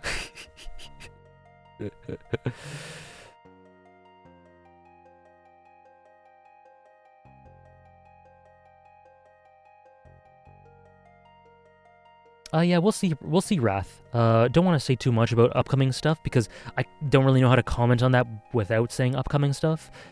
But I think we see that Eren's actions have basis in genuine emotionality and very genuine human things. I think that's been established already. Yeah, it's absolutely a breath of fresh air to see Hanji again. This made me remember Season 2, Episode 1, when they went from super intense to saying in just the most comical way, "Just kidding," to Father Nick, right? Yeah. Why don't I play a song from Fata Morgana? Because Fata Morgana songs have lots of vocals in them, so I would find it hard to talk over that. And Levi can't, is not in a state to control Hanji's antics, correct. I love this. I love this. In the face of literally being eaten, hold up. Just hold on a second before you eat me. Like, I'm not saying you don't have to eat me. Like, literally says, could you not eat me just yet? Like, you can eat me later. But not just yet. It's so funny how it's phrased here. Hold up. She likes that the Titan is so close to them. Yeah. I love Hanji. I don't have much to say about them in general. Just, I love the tonal balance. What they represent as part of the old guard. I don't know. Just such a welcome influence, such a welcome presence. Hanji's gender is intentionally ambiguous. I'm pretty sure Isayama said that. I'm pretty sure. Correct me if I'm wrong. That shot of Peak lunging at Hanji is so cool. So many anime onlys got scared during that scene. Yeah, it's a parallel to Return to Shiganshina, right? It's a parallel to Return to Shiganshina when Jean saved Hanji, right? When Peak was lunging at Hanji to get Reiner, right? Parallel to that.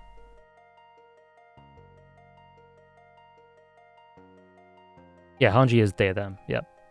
Gender's ambiguous. Yeah, it nearly eaten Hanji.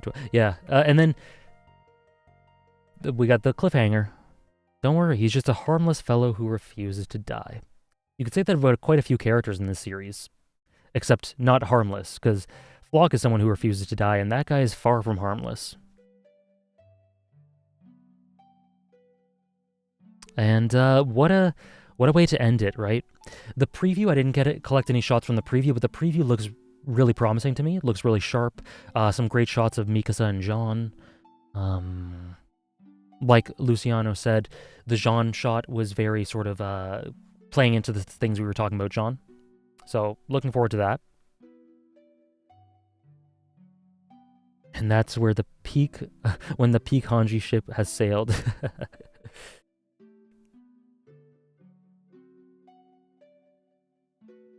Yeah, the Connie Falco shot. Yeah. That was really great.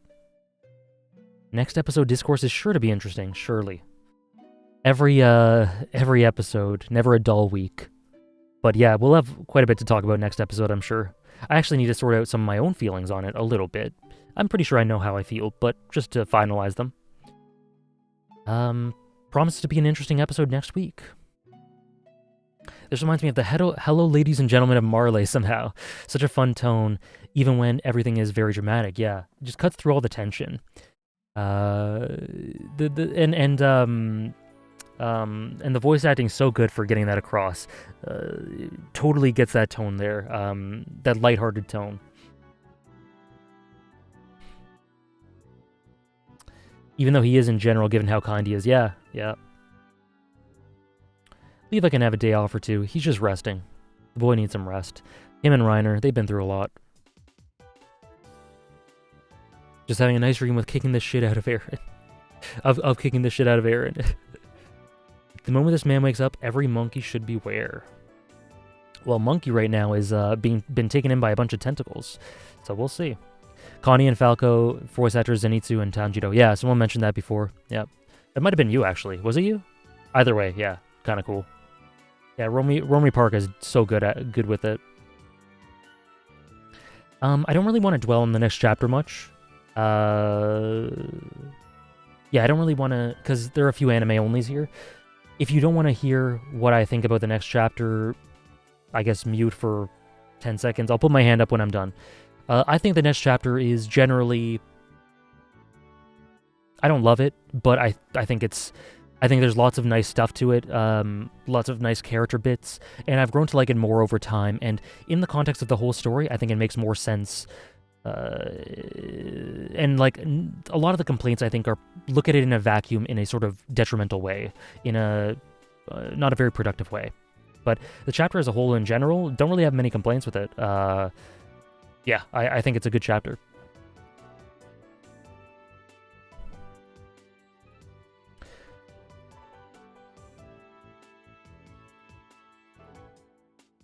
All finished, by the way. All finished. Saw someone say this is probably best sleep Levi's ever gotten.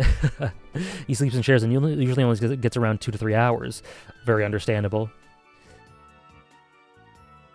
Okay. Gotcha, freaks.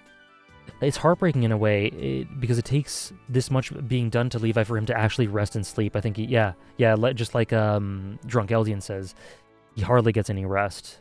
So that is very heartbreaking. But yeah, next episode promises to be a really good one. It covers chapter 126. Don't know if it'll go past that, but yeah, 126 is where we're going in the next episode. And I think that's about all I want to say about this episode. Any general concluding thoughts about it? Adapted very well. Lots of great little touches. In particular, the Flock material, the Jean material, some of the Annie stuff I liked a lot. Yeah, another really, really enjoyable episode for me. I love how it was adapted. It elevated, particularly that scene, a ton. And I appreciate it a lot. Color palette, absolutely. Thanks for the discussion. Looking forward to the episode 4 reaction. Oh yeah, that'll be up on the second channel. For anyone interested, Wednesday we'll be continuing my top 100 protagonist lists and just talking about whatever, and then continuing the Final Fantasy VII Remake analytical playthrough. And then very soon we'll be doing Elden Rings. I'm so excited for that. I'm so excited to get into that. That'll be tons of fun. Mappa dropping nothing but peak. It's been a wonderful adaptation. 7 episodes, and there hasn't been a drop-off, which is great. Yeah, have a good day, Vehement. Yeah, so like I said, guest, I'll continue my top 100 protagonists on Wednesday, for sure. Very similar to how most Wednesday streams were structured, just top 100 protagonists instead of top 100 stories. And then the further we go along in that list, we'll start to be able to do some bets, maybe. When people ask if X character is in here, when we get to top 50 or 60, I'll start being able to say no if they're not. But I want to keep it a bit of a mystery for a little bit longer, if that's okay. No worries, guys. Glad you enjoyed. Thanks for contributing and interacting and talking with me and discussing things in such an open and frank yet very respectful manner, just like always. These discussions are so healthy and productive and really help me to enhance my appreciation for the story and get lots of insight. So thank you for that. You guys are a huge part of this. Bets, points, and gambling. I mean, hey, you don't have to if you don't want to, right?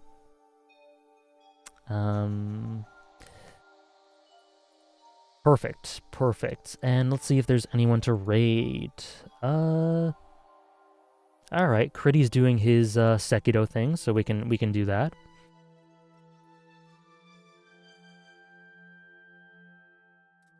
I hope so too, Drunk Eldian. It'll be the same time as always, but thanks for this time. And yeah, we'll just be raiding Critty. He's doing some Sekido if you're interested in that. I think he's pretty well into that game. He might be almost done by now. But yeah. Our goal is to bring up Attack on Titan higher up in your faves list. I did not, Safwa. I'll look into it. I need to watch the trailer still. Okay, see you guys. Thanks very much again. Many thanks for watching. The reaction will be up on the side channel and Patreon, just like always. Many thanks.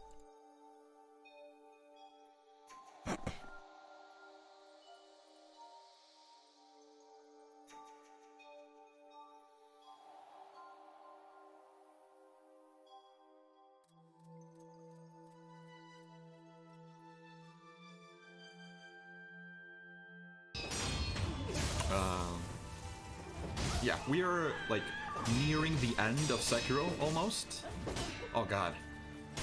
We're exploring a new area.